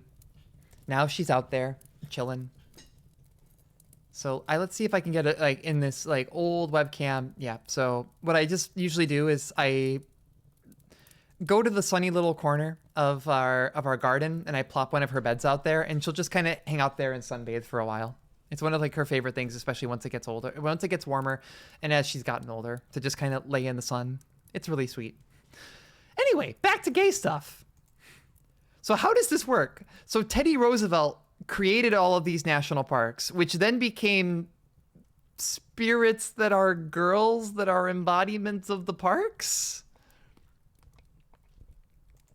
One sec. Let go! Do you just not believe us? I don't believe you, I don't trust you, and most importantly, I don't want to deal with you. End of the novel. There we go. My feet drag as I tug her behind me. Her grip is surprisingly firm. With each step, she squeezes harder until I can feel her fingers pressing into my bone? What if I can prove it? Okay. Father, just get your painting and the rest of your stuff. We need to go away for a while. She ignores Yosemite and keeps pulling, digging her heels into the floor. Her grunts are more pained as she wraps around my hand and forearm. Please, just a chance. And it's like, our conga line passes Zion and Pup. Pup's tail wags as he looks to her, waiting for scratches and pets. Zion looks up to me with her big, sorrowful eyes that only seem to get bluer as she gets sadder. And then there's a dog. She's about to blow and devastate the American Southwest. I sigh, stopping before Yellowstone can yank my arms into its from its socket. Now that's a premise. That's a premise for this. You have to keep the physical embodiment of Yellowstone National Park happy, or else she will explode and devastate the American Southwest. I just love that puppy. 30 seconds. Okay. Back in a jiffy. Wait, Yellowstone! Static crackles through my vision. The ground gives way beneath me and I plummet down, further and further, falling down toward nothing. Hopeless dread washes over me like a smothering wave, and then darkness. Howling wind blasts through my hair. I hear leaves rustling as the air whips past my cheek. My legs dangle below me, and I look down, and I wish I hadn't. Far below me, a thick forest sprouts from the jagged side of a mountain, hundreds of feet of air between me and the bottom. Hey, how's it hanging? What? I look up to see Yellowstone peering over the cliff, still holding my arm. The moonlight spotlights her gigantic grin. Oh, God! Cool view, right? Do you believe me now? I flip my head in all directions, but all I see is far-off silhouettes of other hills and mountains, all of which look like anthills from up here. The scream finally breaks through, louder than I knew I had in me, higher too. It travels far into the distance. Help, help, help, help, pull me up! Whoa, stop moving so much. I'm gonna lose my grip. Don't let go, don't let go. My body swings like a pendulum. I grip Yellowstone's hand tighter. You don't like it? No, now take me back! She whines, puffing her cheeks out as she pouts. Please, don't flip your wig. Why are there Lovecraftian park girls? they're like fucking elder gods.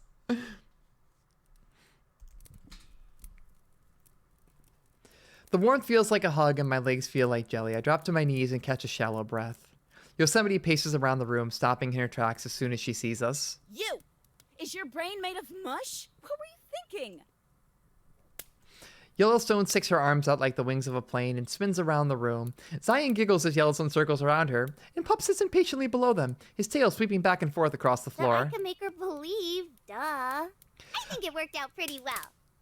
If this is the Lovecraftian, the promised Lovecraftian visual novel, this is excellent. This is absolutely outstanding. Does she look well to you? What if you were a lonely lesbian hermit park ranger at the mercy of 3 Lovecraftian forest gods? My teeth chatter as I try to warm myself. I'm shaking. My entire body is shaking. And then I wasn't. And now I'm... What the... Oh, God. The plane runs out of jet fuel and Yellowstone stops. No, but I thought we could finally... Listen to me. Her voice is sharp and serious. Zion winces. She squats down and grips Yellowstone's shoulders, meeting her at eye level. What if something happened? What if she got lost or hurt? What would you have done then? Or worse, what if something had happened to you? If even you, I'm really... Keep us hidden. You know what they're capable of. What they can do. I think that Eve and Yogi Bear are going to get together, or maybe Eve will learn valuable lessons about nature and communicating with other people, and then she'll get together with her boss. Which is kind of problematic, actually. But it's fine. Of course, that's all out the window now. The cheerfulness leaking out of Yellowstone seems to have dried up. Yosemite's grip on her loosens as she shrinks away. Guess I messed up pretty bad again, huh? Yosemite just gives a deep sigh. It reminds me of a disappointed parrot. Zion tugs at Yellowstone's hand. I think you did a good job, Yellowstone. Oh, the sweet child. Looks like someone's sleepy. She rubs her tired eyes and nods. Yosemite combs her fingers through Zion's fairy tale hair. Get her ready for bed while the human and I negotiate. Okie dokie. That's the saddest okie dokie I've ever heard. Okie dokie. Yeah, that's pretty good right there. I'll be right there to tuck you in. Might even tell you that story about the swallow you like so much. Swallow story? I don't remember that one. For a moment, Yosemite freezes, then she shakes out a chuckle. Of course. Why would you? Oh no, is this going to be something where like they're losing their memories as people litter in the parks? Oh no. You alive? She towers over me like a giant sequoia. I feel her footsteps vibrate beneath me as she gets closer. Just leave me alone. Take care, Brent. I crawl to the nearest corner and hunker down, using one of Zion's falling branches as a shield. Relax. I'm not actually going to eat you or whatever you think I planned on doing.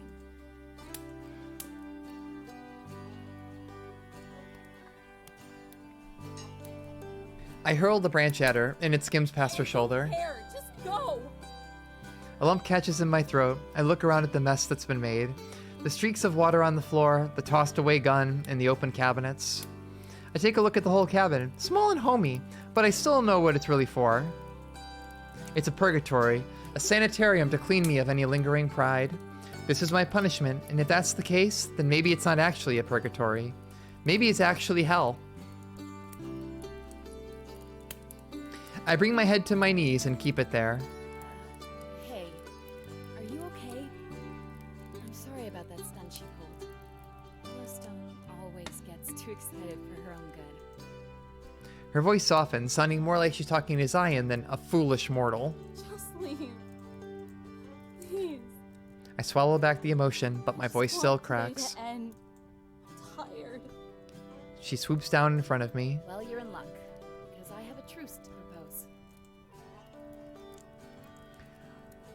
I look up from my knees and sniff. Yosemite's inches away from my face, and she gives me a gentle grin. I'm listening. Get right down to it. You're exhausted too. It's been a long day for us. So how about we let you sleep here for the night, and then, in the morning, you can call your supervisor and send us on our way.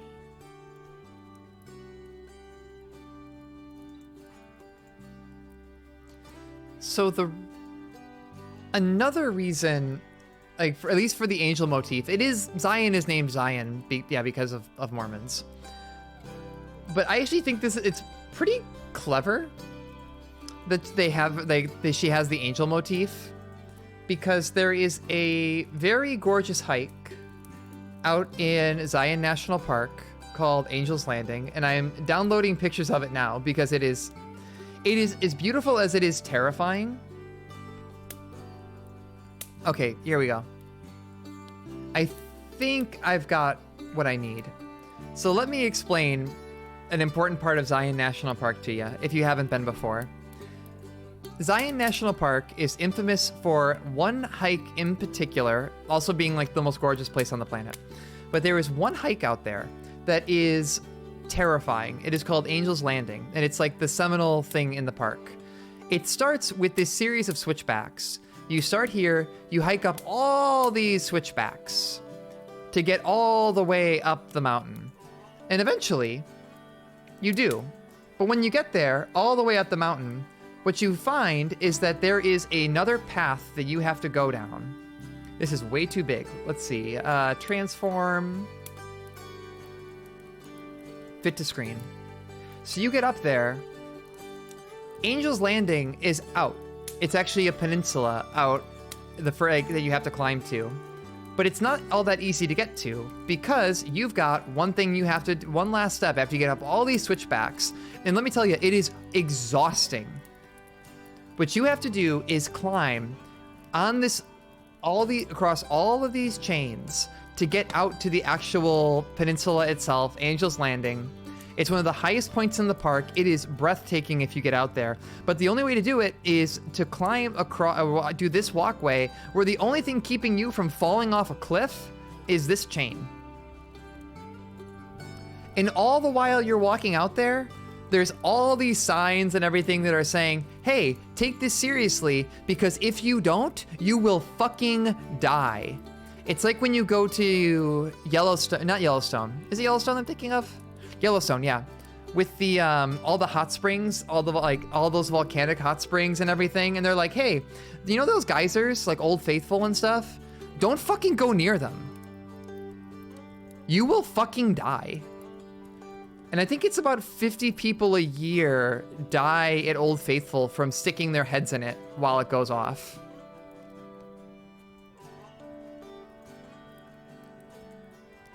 Let me tell you, national parks, fucked up places to die.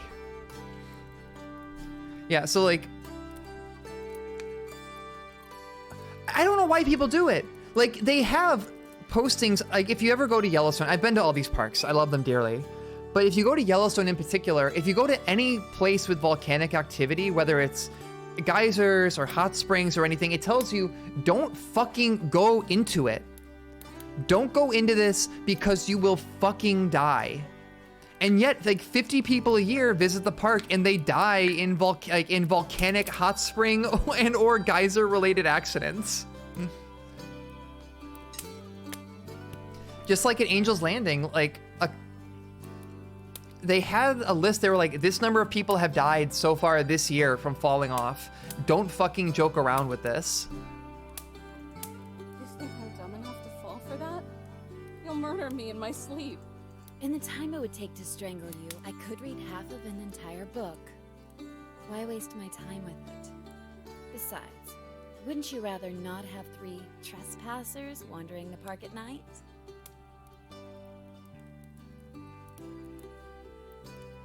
Hey, Hazel.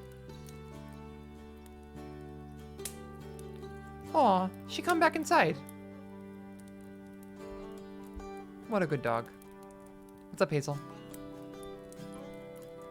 Aw, what a good noodle. What a good noodle.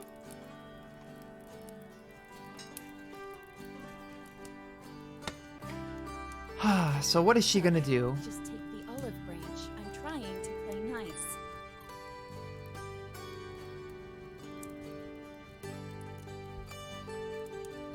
Mammoth Cave National Park was built because some skinny motherfucker got himself stuck and couldn't get out.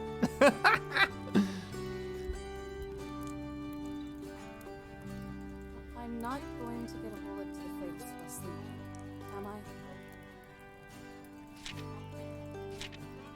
Gonna give that game a save. Oh shit, this game has rollback. I can't believe National Park Girls got rollback before Guilty Gear Xrd. And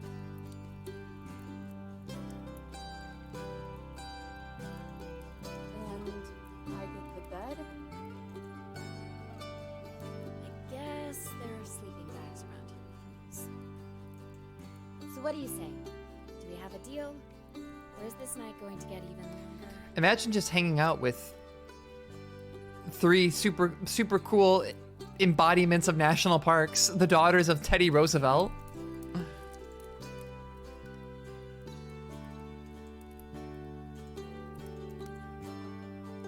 You've got yourself a deal, but you're out of here first thing in the morning.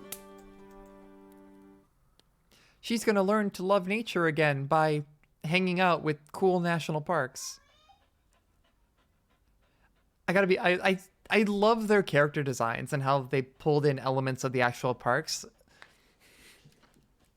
Like there's like not only is the voice work and the music in this stellar so far, it's funny. I'm having a lot of fun with this, and I don't think I'm gonna finish this. And I also know there's several volumes of it. So this is the first episode, then there's been 3 more episodic releases. Honestly, I think I might come back to this, and I might actually keep playing through the rest of the series. My eyes crust open and drift to the edge of my bed. There's a puppy! With his front paws perched on the comforter, Pup continues breathing in my face. His wild tongue dangles below his jaw. It can't seriously be morning yet. He pushes himself off the bed and scampers away, sliding across the floor like it's an ice rink. Childish giggles fill the room, and now the familiar sound of wings flapping around like an overworked engine follows. Zion huffs and puffs her way around the corner. Pup runs behind her. I couldn't have slept for more than an hour. The nightstand clock seems to confirm this, as foggy memories of me glancing between it and the intruders tucked away in their sleeping bags comes back to me. 3:30, 3:45, 4:20, blaze it, 5, and finally 6:30. I feel like Goldilocks if she tried sleeping on the beds and the bears were hibernating in the corner, just testing her luck until she eventually gets mauled.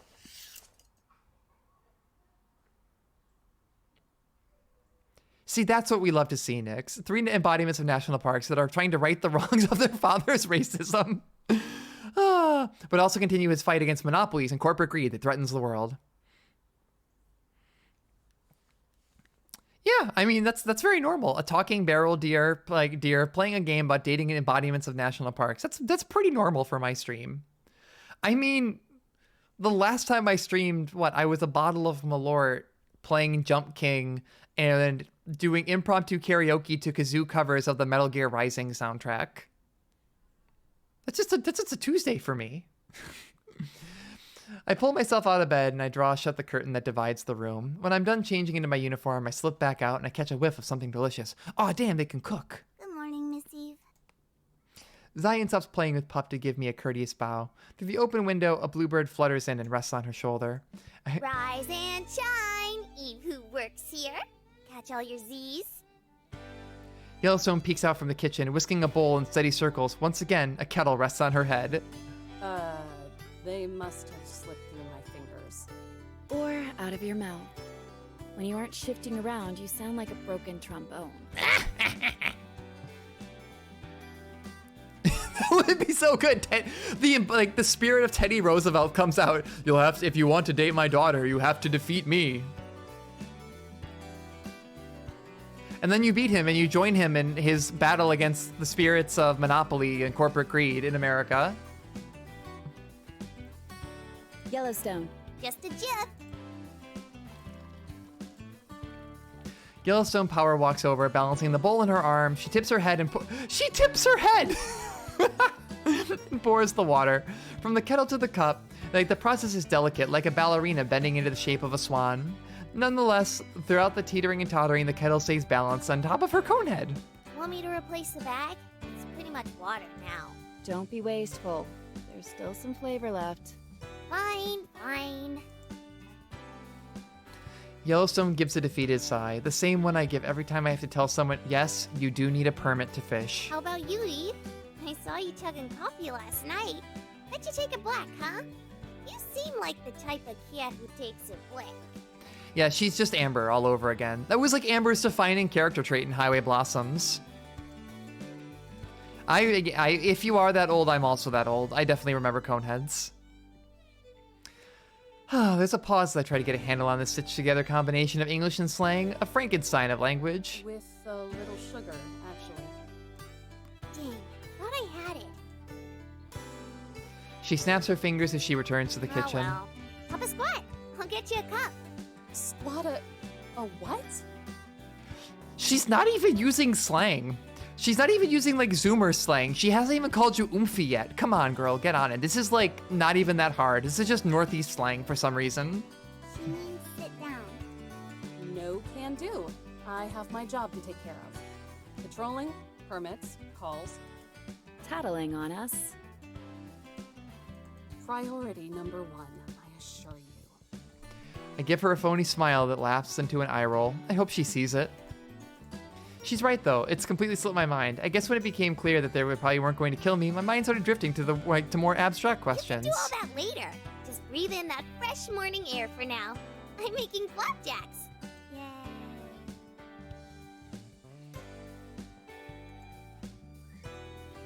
Oh god, I can finally, like, Zion has the same energy as, oh shit, what was her name? The younger sister of the other group in Highway Blossoms. The one with depression. Don't worry, cutie. I'm making you a veggie omelet. She has Tess energy, but with like less depression. Will you use the mushrooms I picked the other day? I can if you go get them for me. Remember to wash them. Fine. Don't cry to me when your stomach starts growing fungus. It's not how mushrooms work.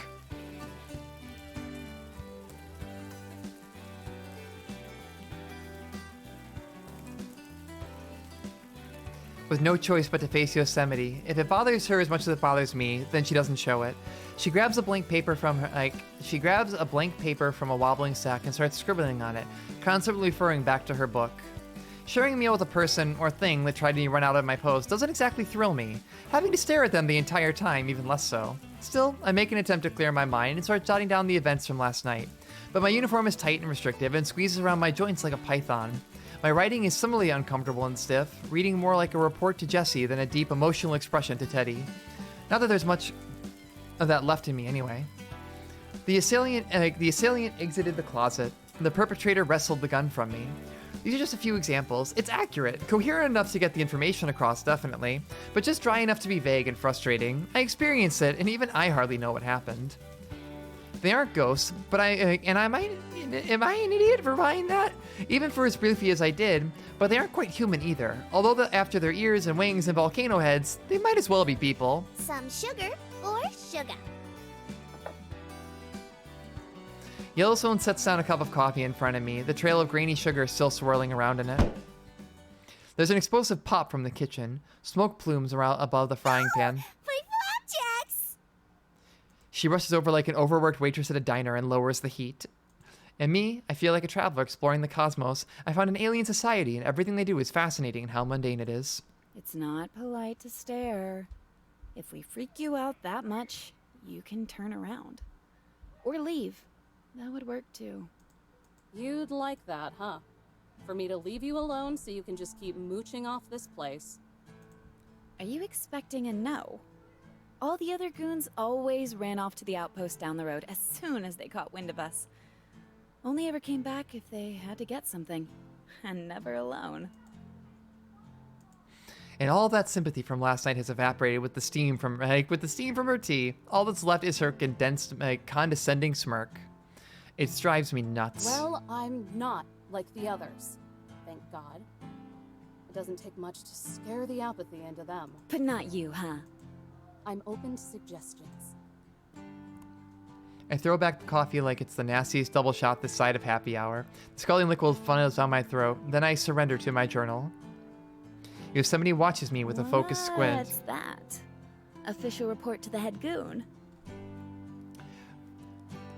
The lead at the tip of my pencil snaps under the lead at the tip of the pencil snaps into the forest, leaving a skid mark streaking across the page. Journal. Sorry to disappoint. It's my diary. Fuck off. What kind of journal? For documenting information? Studies? Just a journal. I use it to wring out the last few drips of dams I give. Keeps me anchored to reality. I look up at her, tracing my way back from, tracing my way from her black roots to her blue hair, down to her frosted white tips. Her hair looks like a waterfall pouring over a cliff. Ah, that's what the motif is. And boy, oh boy, do I need that. Yosemite has a bunch of very beautiful waterfalls. Suppose I should be proud of you, though. I keep writing. I don't bother looking up. After all, how many of you suits actually know how to write? Damn! Imagine she's still getting roasted by the embodiment of Yellowstone National Park. You think we're dumb? I think you're uneducated. Look, I'm not wild about my coworkers either. Glad we're in agreement. But give us some credit. Or at least give me credit. You know what a school is, right?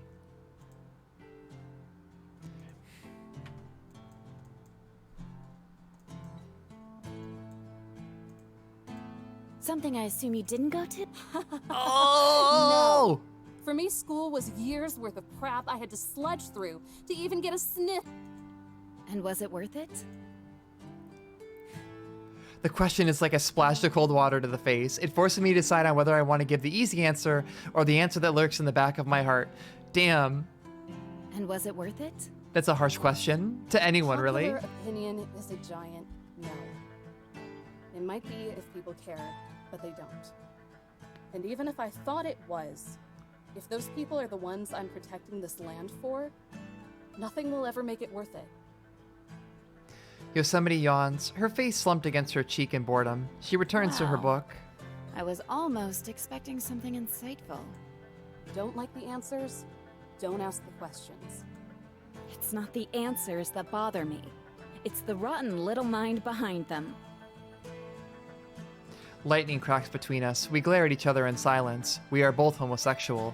My eyes will roll out of the back of my head before I blink. You can duke it out after breakfast. Time to chow down.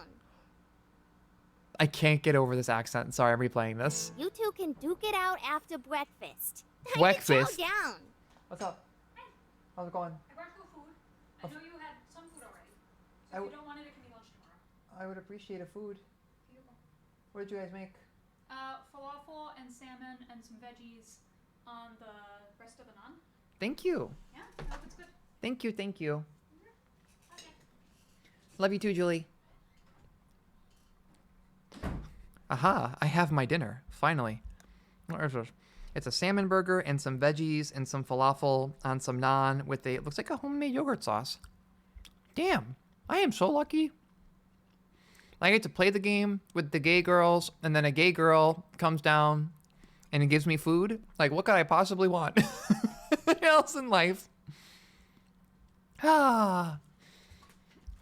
Yeah, one of her friends is spending the night with us tonight, so they decided to make something nice together. And I'm down here debasing myself before the machine and monopolizing the dog. Speaking of which, sorry, I love the Hazel cam. I'm gonna bring it up every now and then. Look at this noodle. Yeah, you know, you see, the wonderful thing is, Shia, though, you can both be good cook You can both be good cook wifeys. It's possible. It's the absolute best. You can just both cook good food for each other, and it's awesome.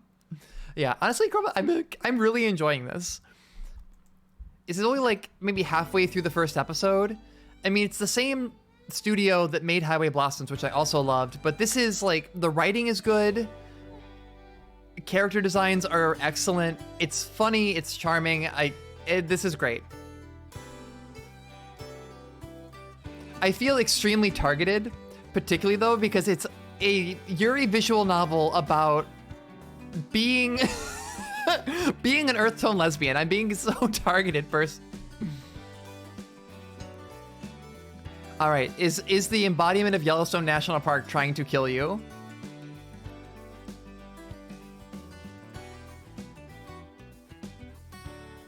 if it's poison, it's going to taste good. And so I take the plunge. Yeah, for whatever reason, apparently there's a, I'm gonna change it to the command tomorrow to charity. I didn't realize that Stream Elements already had one for my tip. Don't tip me. Go donate to Trans Lifeline. And if you really want to tip or something, and you really want to support me or give me money or anything, make a donation to your local Planned Parenthood. Don't bother about donating to me. Holy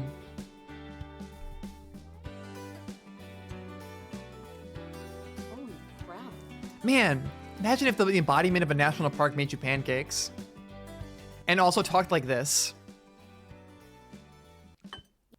You two can duke it out after breakfast. Time to chow down. I just don't understand why this character has like a thick Jersey accent. You two can duke it out after breakfast. Time to chow down. After breakfast. All right, let's check this again. Isn't Yellowstone in like Nevada?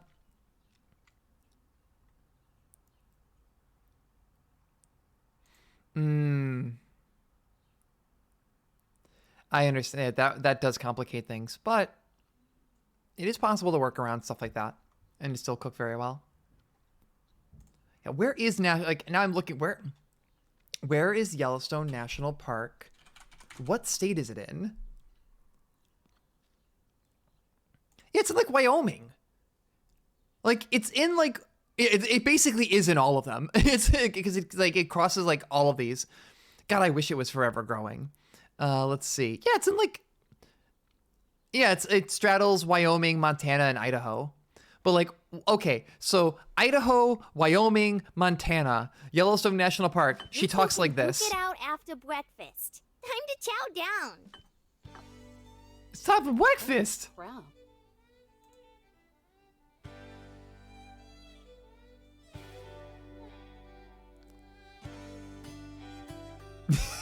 People talk like Wyoming. Like it?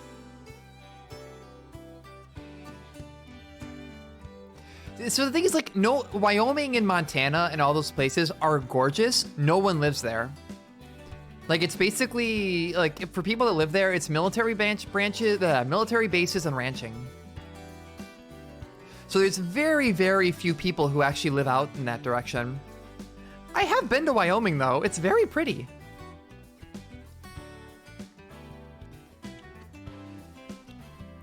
And, like, every now and then, I do get the bug. Wyoming. Every now and then I get the bug and I'm like, if I could full-time telework, I might move out west, like west. Yeah, it's sort of amazing. How did you even... Like a Colorado or something. A Colorado, a Wyoming, a Montana. Maybe parts of Utah. I'm basically the chef around here. Oh shit, you live in South Dakota? A good friend of mine lives out there. He seems to like it well enough.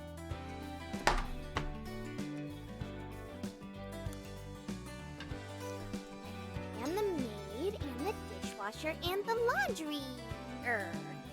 You could say that I'm a jack of all trades. Master of them, too. I'll say. What did you even put in this? Trade secret. It's brown butter. It is always brown butter.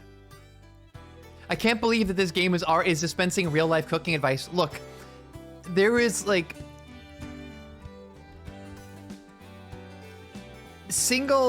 I can think of very few recipes that are not improved by browning the butter beforehand. No fear. Oh, that's true. Oh, that adds a lot of context, knowing that the writer is actually a cook. Which explains why even like all the everything that I've read by them was very accurate on food, which I appreciate. I appreciate a visual novel that understands the joy of browning butter.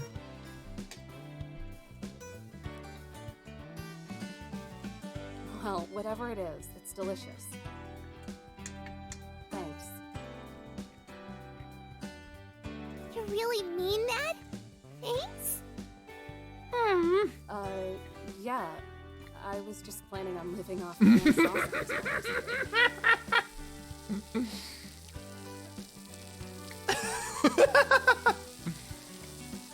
Whoa. Oh, Smokes.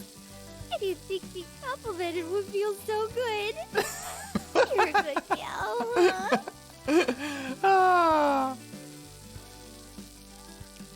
I thought about buying some of those keychains after Highway Blossoms. I really, really loved Highway Blossoms. I've been waiting for Please Be Happy for forever.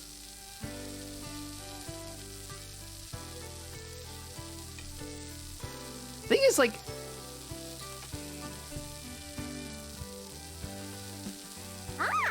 That gives me an idea. Denny's is complicated. I don't dislike Denny's. There is a time and place in your life where Denny's is exactly what you need. It's like Waffle House.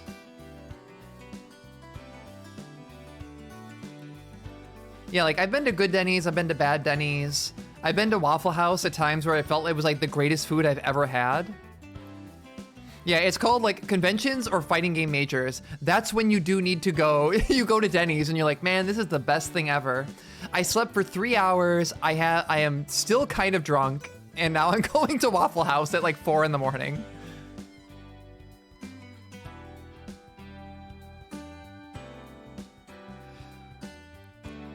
Let's see, another VN that I played on stream.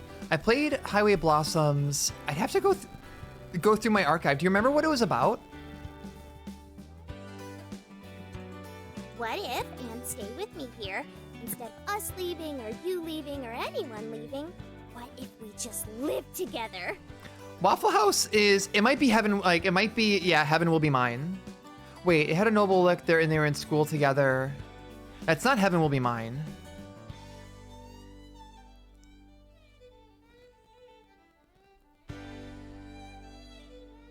Oh yeah, Perfect Gold. That's what it is. Yeah, either Waffle House or Huddle House. Like, Huddle House is definitely kind of in the same boat of like, there's like, it will hit you at a time and a place. I was actually over the weekend, I was hanging out with a bunch of people at this wedding that I've met through tournaments, and we were talking about like Waffle House and stuff, and it's like, look, sometimes there's just like a moment that Denny's is all you need in life. Absolutely not. Like last night, but every night. Yeah, that's what it means to cohabitate. Just give it a think. We already have a solid setup here. We could keep the place nice and tidy while you're wage slaving away all day. My God. She's really getting read this hard by all of these national parks.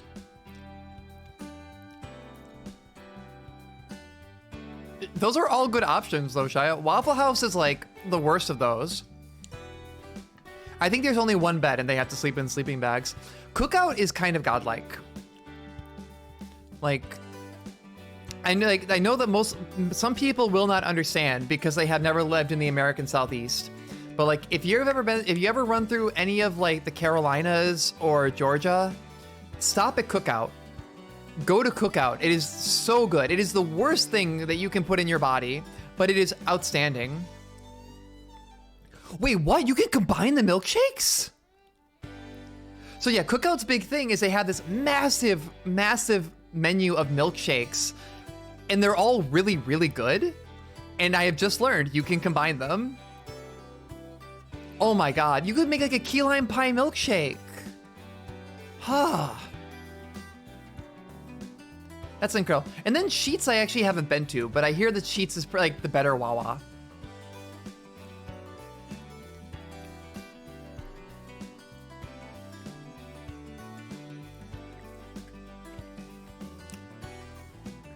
You know, I don't think I've ever had Waffle House, or not, no, Cracker Barrel. I don't think I've ever had Cracker Barrel and liked it.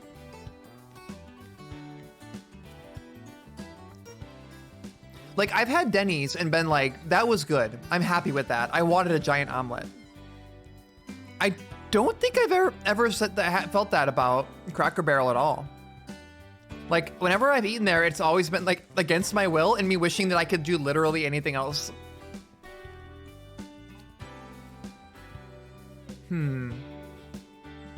God, the orange dream milkshake. The dreamsicle milkshake with some pineapple. Oh, that sounds good. Oh, that sounds good.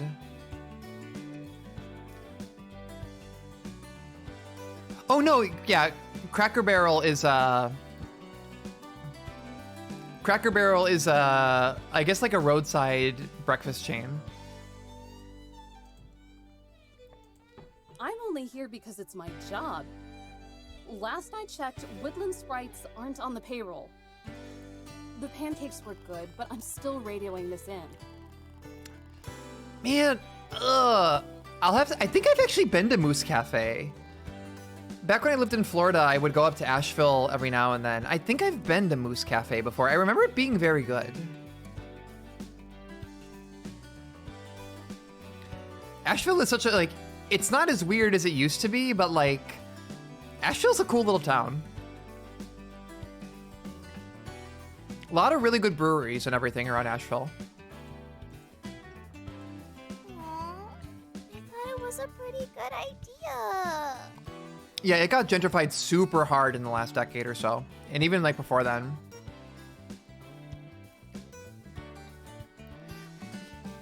That's actually a good question. Can the parks be arrested? Stop scaring me like that. I've had more than enough of Miss Misery. Oh, that's cute.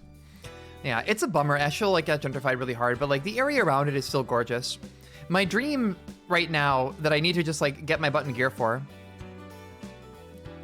I would really like to get my M-Class license, get a motorcycle, and take a trip down through the Carolinas and do some backpacking down around Asheville.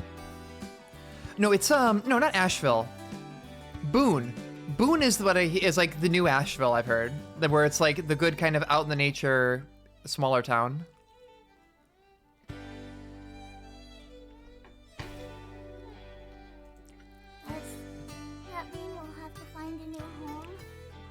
I will let you know if I'm down in the Carolinas. It's like my dream right now is, again, like get motorcycle, take all my backpacking gear, and do a motorcycle trip down to like Boone and do some camping around there.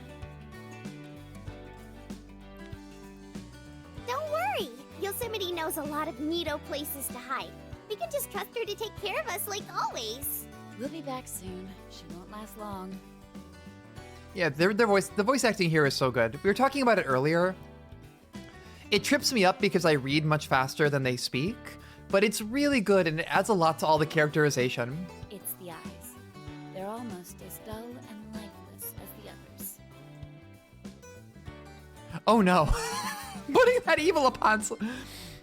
I guess that's how, every now and then my partner reminds me that, like, anytime that she, like, recognizes the name of a VTuber, or, recently we started watching, and did watch, Uma Musume, and every time,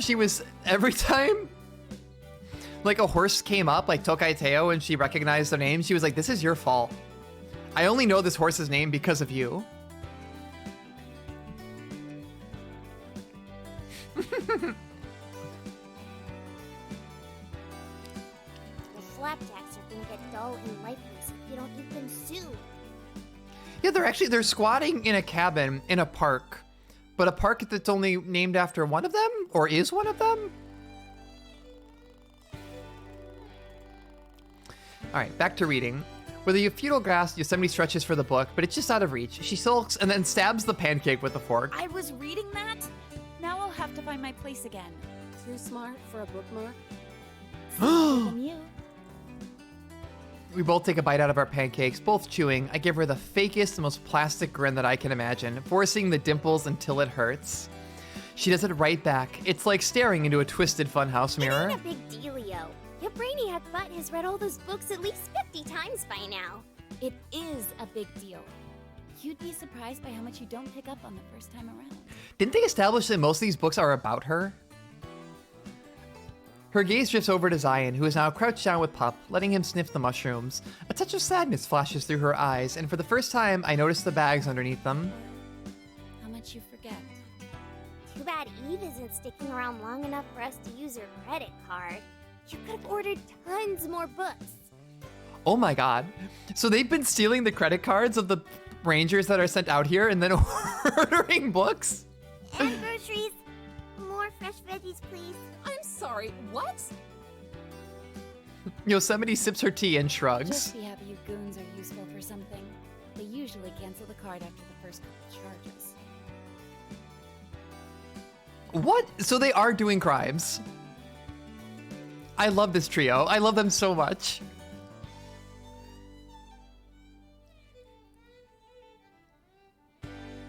I probably shouldn't condone this kind of stuff, but the image of someone like Ernie opening their monthly statement to see an unexpected charge of $600 brings me more joy than it probably should.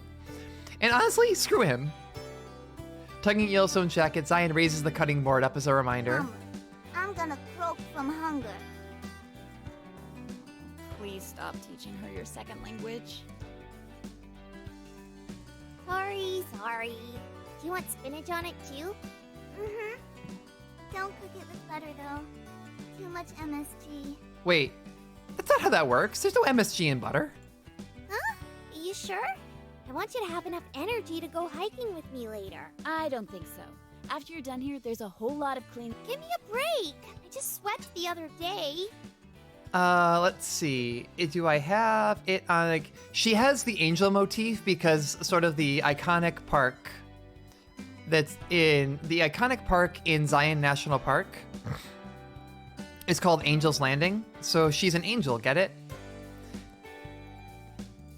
And now the kitchen is a disaster zone. Clean before we leave. Yellowstone slouches back to the kitchen. Dirty so quick we actually rinse your dishes. What was that? Yeah! Nothing, Chief. Yosemite returns to her book, occasionally picking at her pancakes. When she's positive Yosemite isn't looking, Yellowstone pokes her tongue out at her. It's weird, I wouldn't expect some kind of hierarchy to exist among them, but Conehead and the Pixie seem to revere her like a big sister.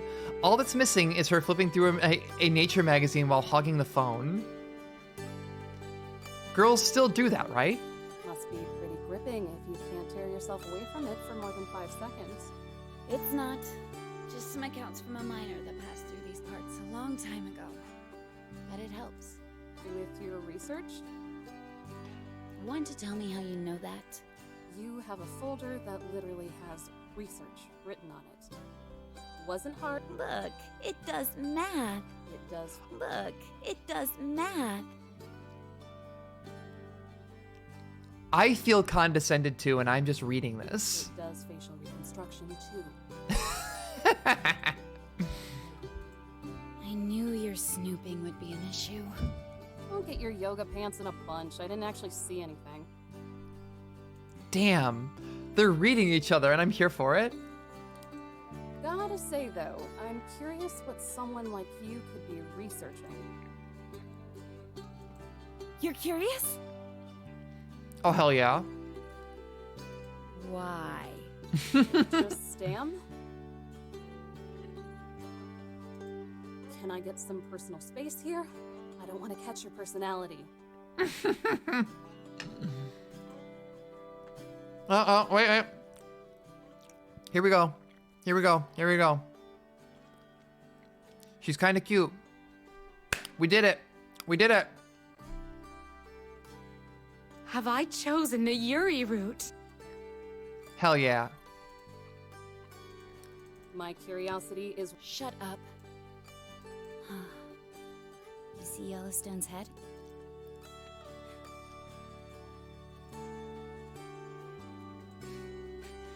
Her voice drops to a hoarse whisper as she leans in. How could I not? What does it look like to you? What does this have to do with any... Just tell me what it looks like. Alright, what's the deal with her head? It looks like... And can you guess what has a volcano? Yellowstone National Park, obviously. But volcanoes don't actually look like that. You're not going to get anywhere with that kind of linear thinking. It's a little guy, wasn't he? And look at Zion.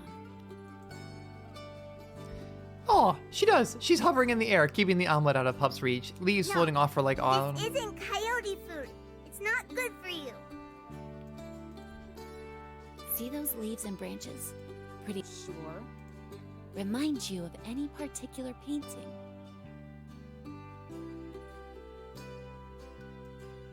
Wait, are you saying... And I'm back to being a barrel. I gotta do everything manually tonight. I'll try to fix stuff before tomorrow morning. I need to figure out what's going on with Cheerspot, and I need to reconnect Leona board. Starting to get it? Yeah, the three of you like playing dress up. Real cute. The three of you are very specific cosplayers. You're cosplaying your niche OCs based on various It's national amazing parks. how you keep finding new ways to disappoint me. Let's try this again. Are you giving me permission to slap you? Are you giving me permission to slap you? I'm giving you permission to learn. Now touch it.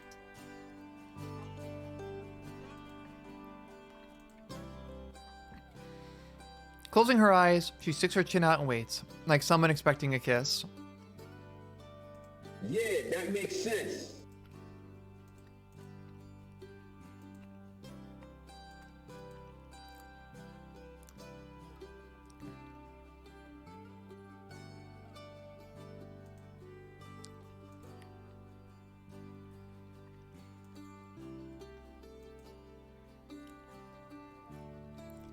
All right, just touch her face. Come on. A gravelly and rugged texture scratches my fingertips where her freckles should be, and it finally clicks with me. They aren't like freckles at all. They're like scales or pebbles glued to her face. Just to make sure, I sweep my hand up and down her face between the patches of pebbles. Her soft skin glows a flushed pink. This is gay. I said to touch it, not to caress it. Yeah, it's gay.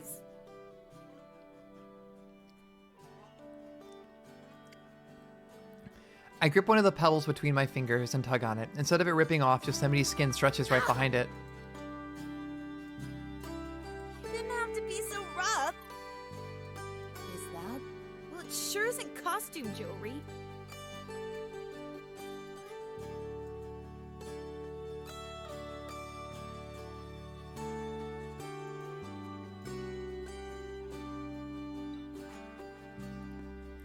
Okay, but what if you could touch grass, but the grass was also your girlfriend?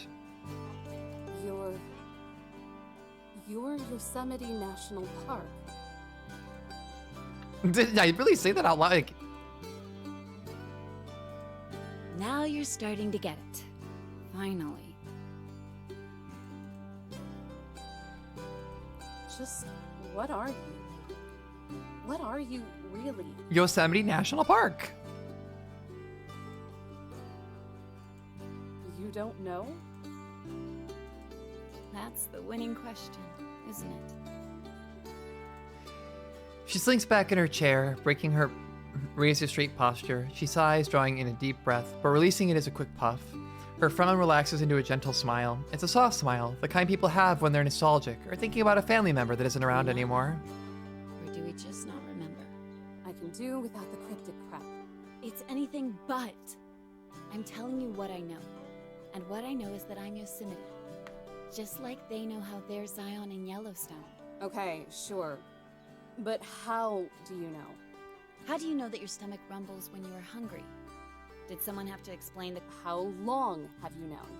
I don't know. Have you always known? I don't know. Do you know anything? If I knew anything, I wouldn't be trying to figure it out. Yeah. Her little outburst throws the room into silence. Yellowstone coughs from the kitchen. Pup's tail spikes up on alert, and I stare back, pretending to be unfazed, but secretly I'm tense. My muscles flex against my uniform. The memes. Let me tell you about the memes. The DNA of the parks. God, this music is really good. I have these fragments that pop into my head. Bits and pieces of a language I don't know. Faces I don't recognize, but seem familiar. And whenever I think I've figured it out, and it's on the tip of my tongue, I forget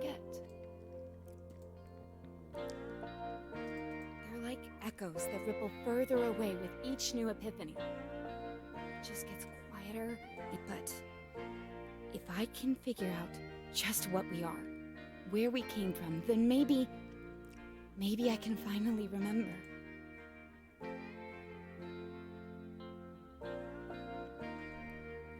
Yep, they are the 3 parks in the pictures in the background. Yellowstone, Yosemite, and Zion. So yeah, I don't know anything, but I'm Well, good for you.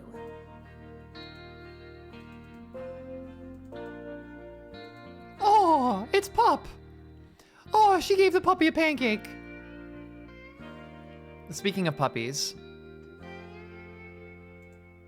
look at this goofy dog. Look at this goofy noodle over here. Just sleeping on the floor next to me. Good girl. What a good dog. It's just a treat. It's not gonna kill him.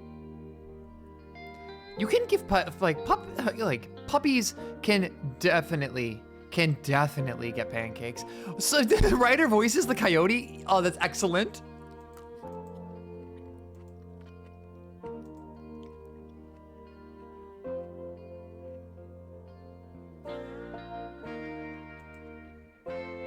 friends of yours? No. God, no. No, they have fun. She doesn't have fun. A day on the job where I don't have to deal with those hell spawn tracking their carbon footprint in here is a day well spent. That's what I thought.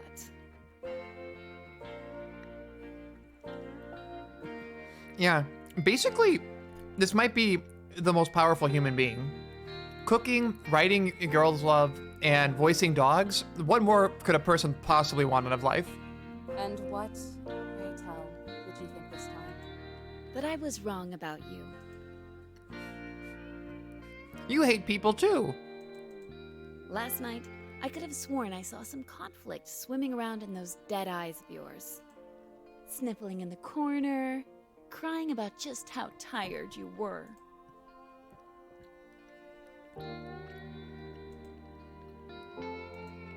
The only conflict last night was you three. Of course I'd be tired. Because I'm tired too. Tired of you people prioritizing that ranger image, so people don't realize you're actually hired thugs. Ah, damn. You're just one branch on a tree that doesn't even care about you. A bureaucratic arm I'd rather see cut off than fester. You're not here to educate. You're not here to preserve. Not unless preservation looks like a permit. She's not wrong. There is like something to be said here about the dynamics of national parks and their intersection with capitalism of like, let's carve out like one little section of nature and then call it good. No. You're here to protect the bottom line. To shake people down when they just want to get away from the hell you've created. To make sure there's enough resources intact to vacuum money up when your masters come calling. Like, she's not wrong, but she's being very mean about it. I've seen your type before. You don't care. Putting on that dumb hat just makes you think you do. And we're here to start the park again.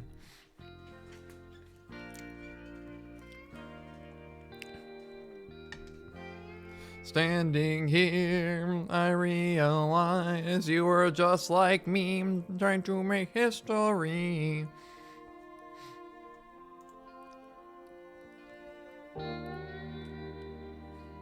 You're right. Maybe I don't. Maybe caring got too hard. Maybe it wasn't worth the pain it caused.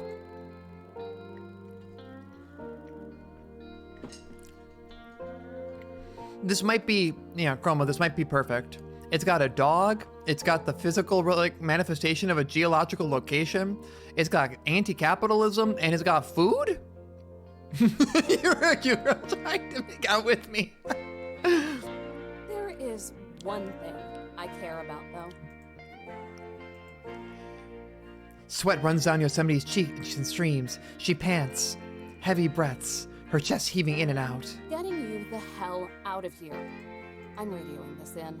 No, don't do that! Go ahead. Do it. Prove to me you're just another...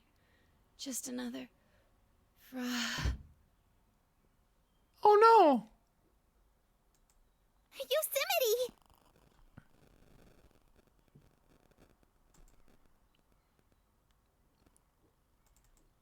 I think there's something going on here. Like, I'm gonna go ahead and make the call that they're losing their memories or something because of the destruction of national parks.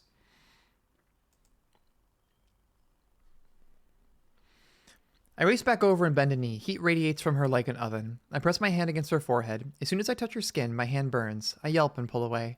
I feel like I just touched a skillet. And the burns sear through a layer of my skin. A fever? Oh no. Fire. Yosemite opens her eyes, glossy and unfocused. Her breath pumps in and out as she fights to get up. Don't move. It's...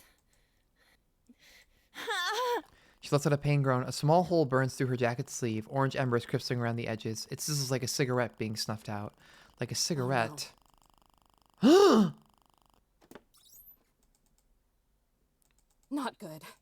Oh no. The shitty drunk fool started a fire and it's causing her to catch fire in the cabin. How far is it?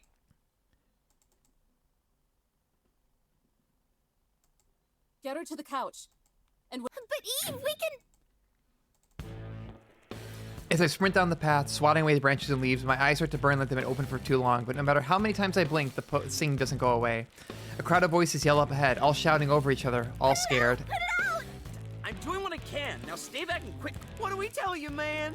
You just had to be the... He gets it. He didn't do it on purpose. Holy shit, don't... Ah! A patch of blazing red dances on top of a pile of twigs beneath a tree. The fire branches out on both sides like a trail of dynamite, splitting into a short V. The trunk of the tree is blackened with soot. A group of familiar campers, dumbasses, stomp on the knee-high flames as their faces twisted in fear. The one I talked to last night swats his green jacket over it like it's gonna make a difference now. What the hell is going on here? You. 3 seconds to tell me what happened. I thought I didn't mean to. Get out of the way before your jacket catches. All of you, get away from here. Back to the campground. Move it! If I were a truck driver, I would have mowed them down by now. So Eve is just like, once again, fantasizing about killing campers in her inner monologue. Come on, let her take care of it.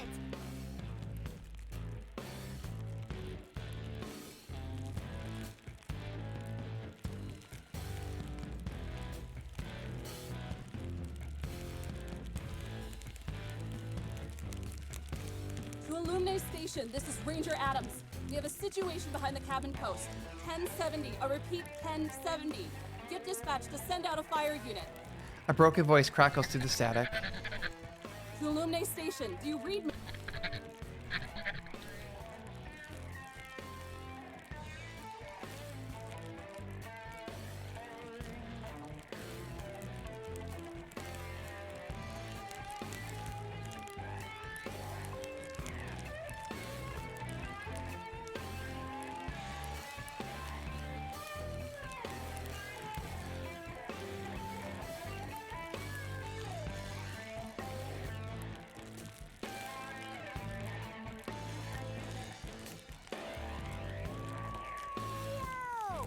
Eve! Okay, so that's how... What are you doing here? Eve! There you are. We're here to help. What are they gonna do? You can't do this alone. I told you to. This step. Miss Eve, if this doesn't get put out soon, there won't be a cabin.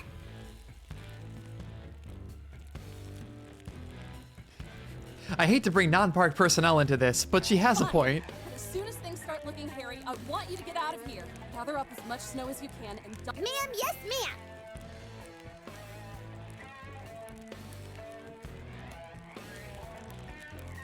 No good. We need to. Wait! I have an idea. Save it. If we stay here, we're toast. Yellowstone, you know I love you lots, right? Of course I do. Love you lots, I know. Which is why I'm really super sorry for what I'm about to do.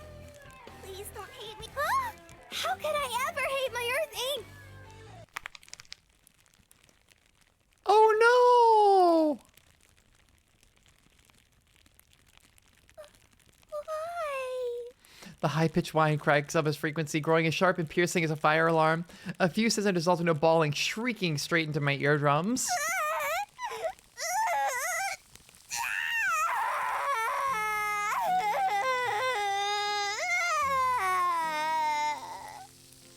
Aww. Whoa, what? You're doing great. Oh, try. It just keeps crying. I hear you loud and clear, kid. Yellowstone, aim for the fire. Okay.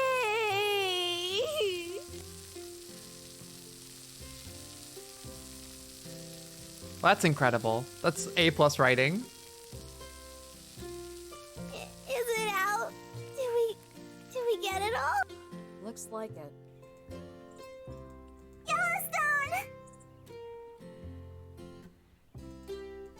Yellowstone saved everybody by crying. Proud of you. You did really good out there.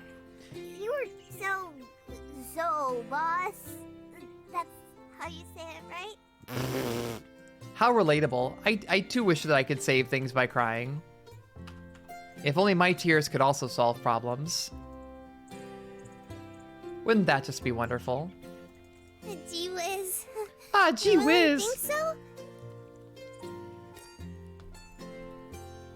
You did pretty swell out there too. That was some quick thinking.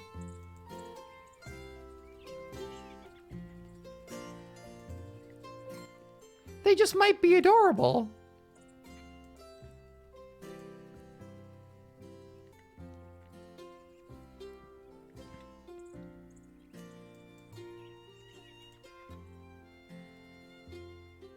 My smile, that small burst of happiness, is short-lived. A glowing sense of duty lights up in my guts, as raging as the fire, I start trudging my way out of the clearing. Miss Eve? Gonna go beat up some Thanks kids. for the help. But you two need to get back to the cabin. Where are you going? To do my Snuff out job. Another fire before it spreads. The rage stews inside me, building like a pressure cooker. I storm out of the woods. Pup's howls yelp out from the cabin as I pass it. Of course this would happen. Of course it would happen. How could Jesse think things would actually get better here? Why would I even humor that optimistic junk? After all this time, I should know better. I should know how these people operate. I should know every thoughtless bastard tells themselves that they aren't the problem, and that one slip-up won't hurt anyone. How the old men grumble about permits and feel entitled enough to throw their empty cans of beer into the lake because a sliver of their 6 figures are tossed to us, like tossing leftovers to dogs. It's not enough that I'm beholden to the greed and the laziness of bureaucrats and the drooling masses. The land has to be too. Its vivid lushness airbrushed with greens and yellows, and on those dewy autumn mornings the brown and the orange of harvest. The salt and pepper mountaintops with their rushing waterfalls, from the impenetrable rocks to the harsh beauty of the Badlands to the sparkling shores of the Pacific and Atlantic. It's just another resource to exploit, to profit off of, to enjoy and then abandon. If that's how it's gonna be, if that's the world we built, then let me be the first to try to knock it down. She's like socialist Batman right now.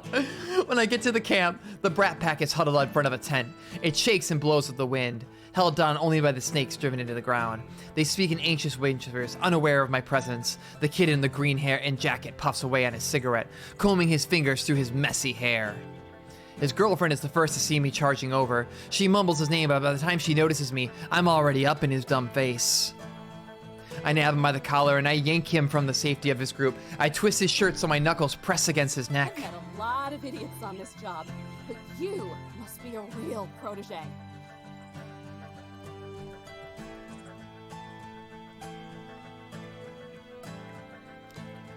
Like the splitting of the Red Sea, his friends clear a path around him. Whoa, take it easy. Look. This is assault! Oh my god, do you know how unethical this is? Yeah, almost as bad as arson. Wanna report it? That shuts her up. I'm not going to lose any sleep because I dangle a slice of my authority over these idiots. What was rattling in that skull of yours, huh? You a firebug? This what gets you off? Or are you just stupid? This moron with his ironed out, wrinkleless brain. 0 folds. No folds upon this guy. Can only find himself in his can only find it in himself to stutter. As he shakes, a pack of cigarettes bounce around in his breast pocket. That's what I thought. Listen here, you little shit. Listen here, you little shit. Listen here, you little shit. Listen here, you little shit. I said listen.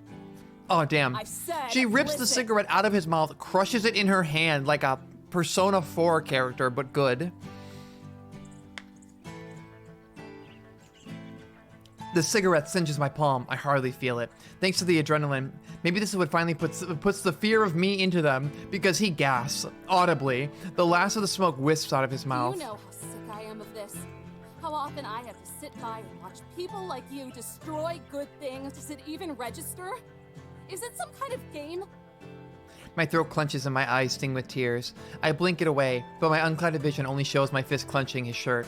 There's an awkward silence as his friends glance away. Even he starts to wince, but I only grip tighter. What gives you the right to burn the last few pieces of dignity this scarred husk of a rock has left? To raise any proof that we were once humble enough to live and breathe and die with the world we got dropped into. Before we got so tied up with ourselves, we felt the urge to make a distinction. Thank you for the clip, Katya.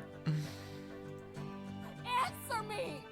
Tell me I'm not just a bandage for your error. I was just trying to start a campfire with a cigarette, okay? Why the fuck would you do that?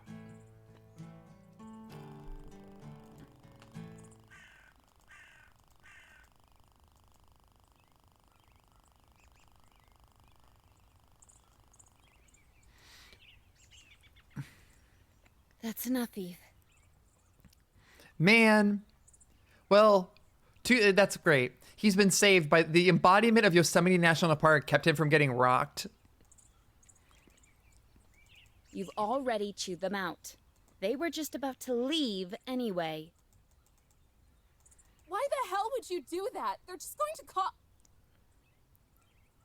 Aww.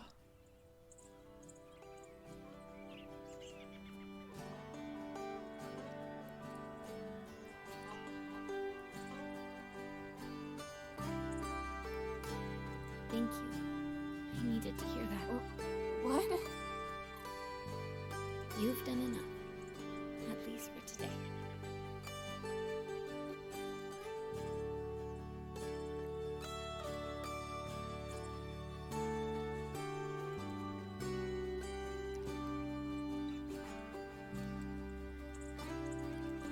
I just wanted to protect what I love.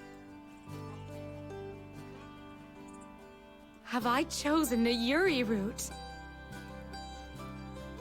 You're a fool.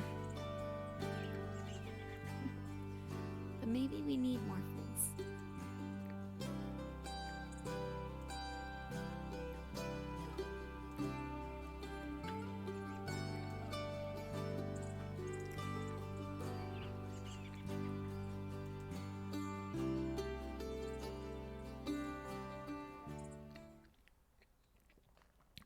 That was really good. That was like... Just listening to all that gives me a headache. How on earth did you find so much trouble on your first day? Well, there's Jesse. Gun-loving Jesse. Boss of the year, Jesse. Yeah, I'm out here, you know. Remember when I gave you the gun? Right? And then I told you that the dog couldn't stay? I'm your boss. I guess I just have a penchant for it. But still, to just stumble on a fire like that.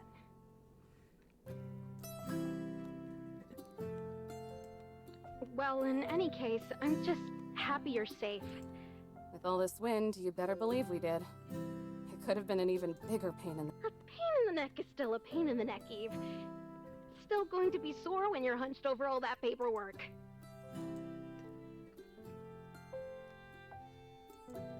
Yeah, I'll see if I can... You'll have it for me the next time I visit. Maybe if you're nice to them, someone at the other station will transcribe it for you. But Eve, are you sure there isn't anything you want to tell me? Not a thing. I'm curious if Jessie knows about them. Because we're let in with the thought that she comes to this cabin semi-often. So does she really not know that there's 3 national park girls living here? Okay, in that case, I'll talk to you tomorrow. And the day after that. And the day after you that. really don't have to. Oh, but I want to. Over and out, Jessie. Over and out, Eve. Ernie, get your grubby hands off my trail mate! I love the characterization of Ernie, especially. Because, I haven't seen him, but I hate him. I knew it all along. You're just a soft-serve softie. Soft-serve softy. With the cherry on top. The pitted kind, maybe. Careful. If you bite down, she'll crack your teeth. Unlock CG. Zip it. Or next time I'll actually let you burst into flames. It was just a fever. I would have been fine. Like that makes any sense. What if there's an actual campfire, or lightning strikes a tree? What happens then, huh? What did I tell you about linear thinking? If this truce is going to continue, you're going to need to expand to the abstract. Your existence is plenty enough abstract for me already.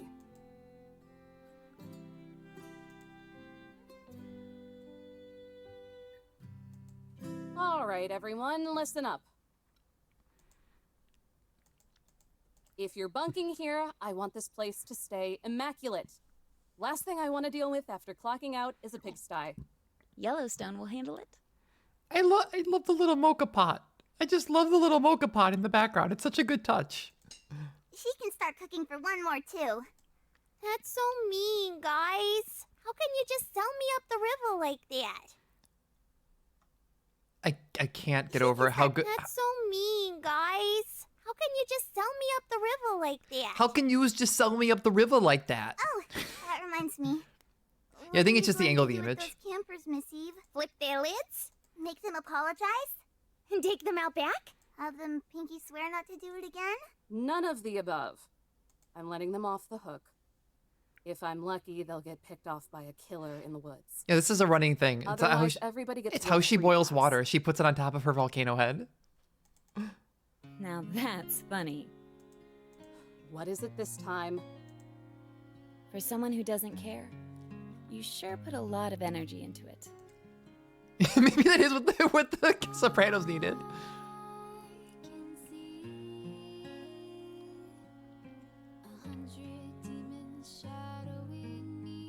And that's episode 1 of National Park Girls.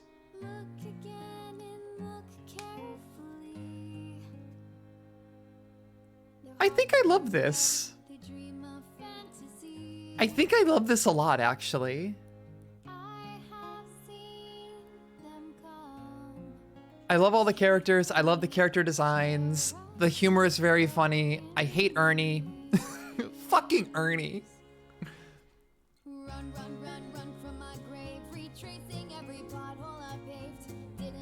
This is absolutely laser targeted at me.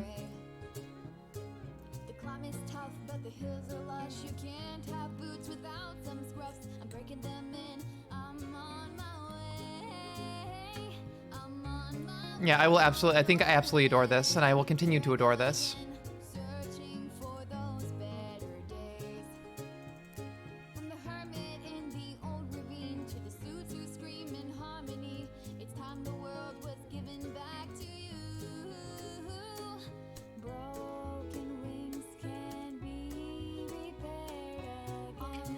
It was really cute. Let's see if shuffling this will fix VTube Studio.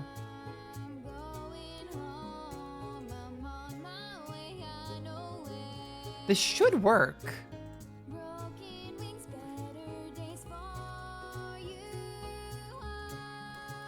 Yeah, this was very cute. This was a lot of fun. I really enjoyed this.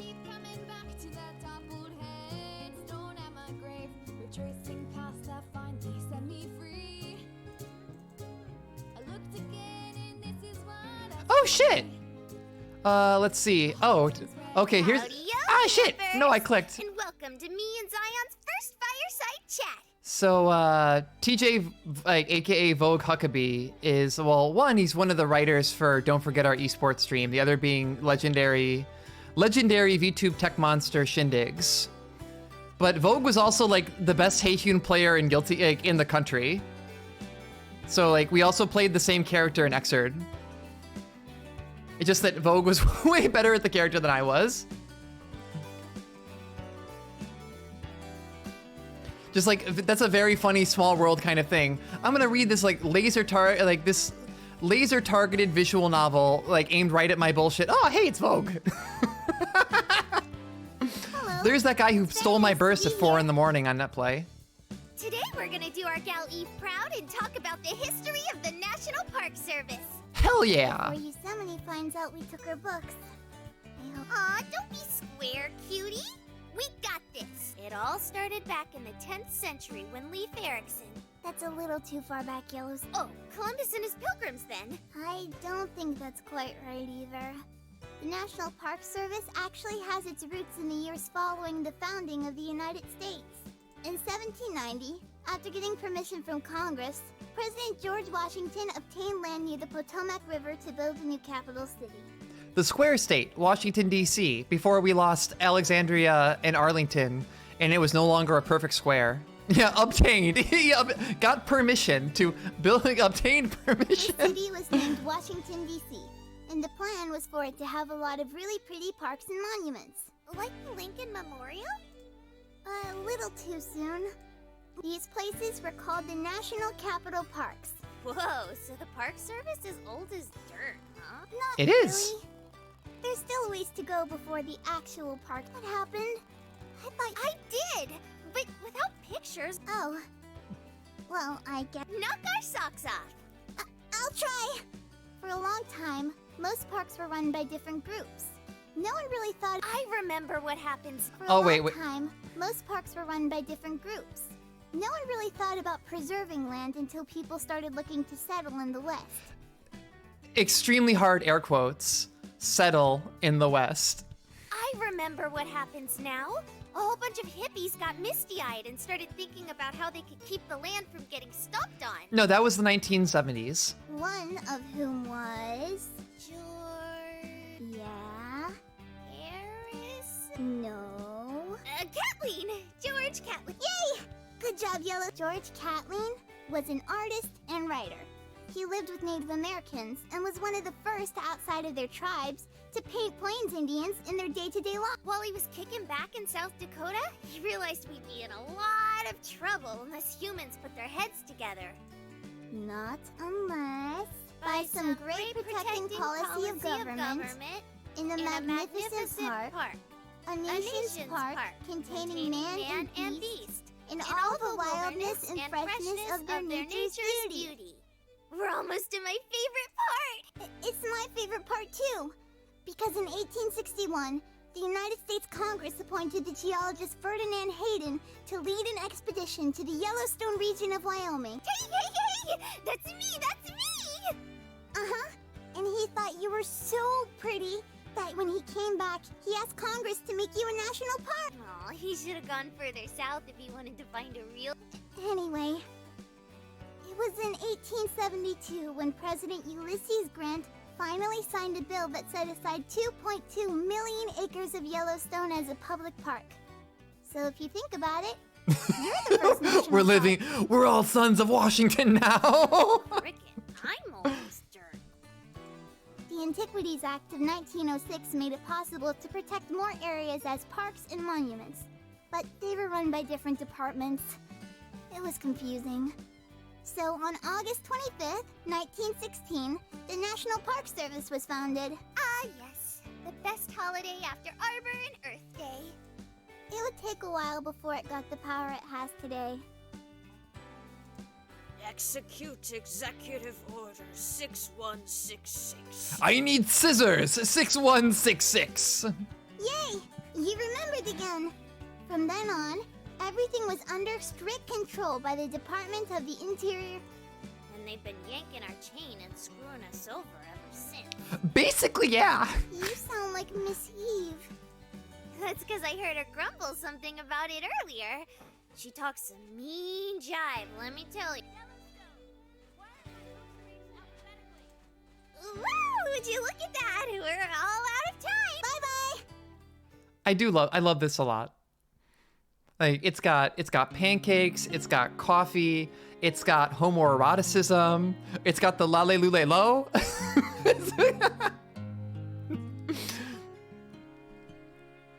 It's got a dog. It's like the voice acting is exceptional. I mean, of course a Heihun player would come up with something so excellent and so flawless. Only a true genius with absolutely flawless taste in Guilty Gear characters could possibly have contributed to a project so titanic in scope, so incredibly homoerotic. And I'm really bummed that I can't get Cheerspot working right now, but I'll mess with it later on. All right, well, that's been about 3 hours and 1 VN down. Tomorrow, I'm gonna be back streaming around the same time, same bat time, same bat channel, for the wonder and the greatness that is We Know the Devil, because I've been told that I should definitely play that. So We Know the Devil is happening tomorrow, and that's gonna be the plan. Yeah, the Heihun National Park Enjoyer timeline. Only true geniuses with flawless neutral, immaculate orb placement can truly understand the power and beauty of national parks. All right, I'm gonna send y'all over to Mick, and I will hopefully see some of y'all tomorrow. Thank you all so much. Thank you, Raina. Thank you. Let me read off donations too. Title Fi, let's read off some donations. Thank you, Trash Can Magic, Feral Phonon, Blade Brent, Reina, Millennium Cyborg, Shaya, and the one and the only NCV. Thank you, Noah.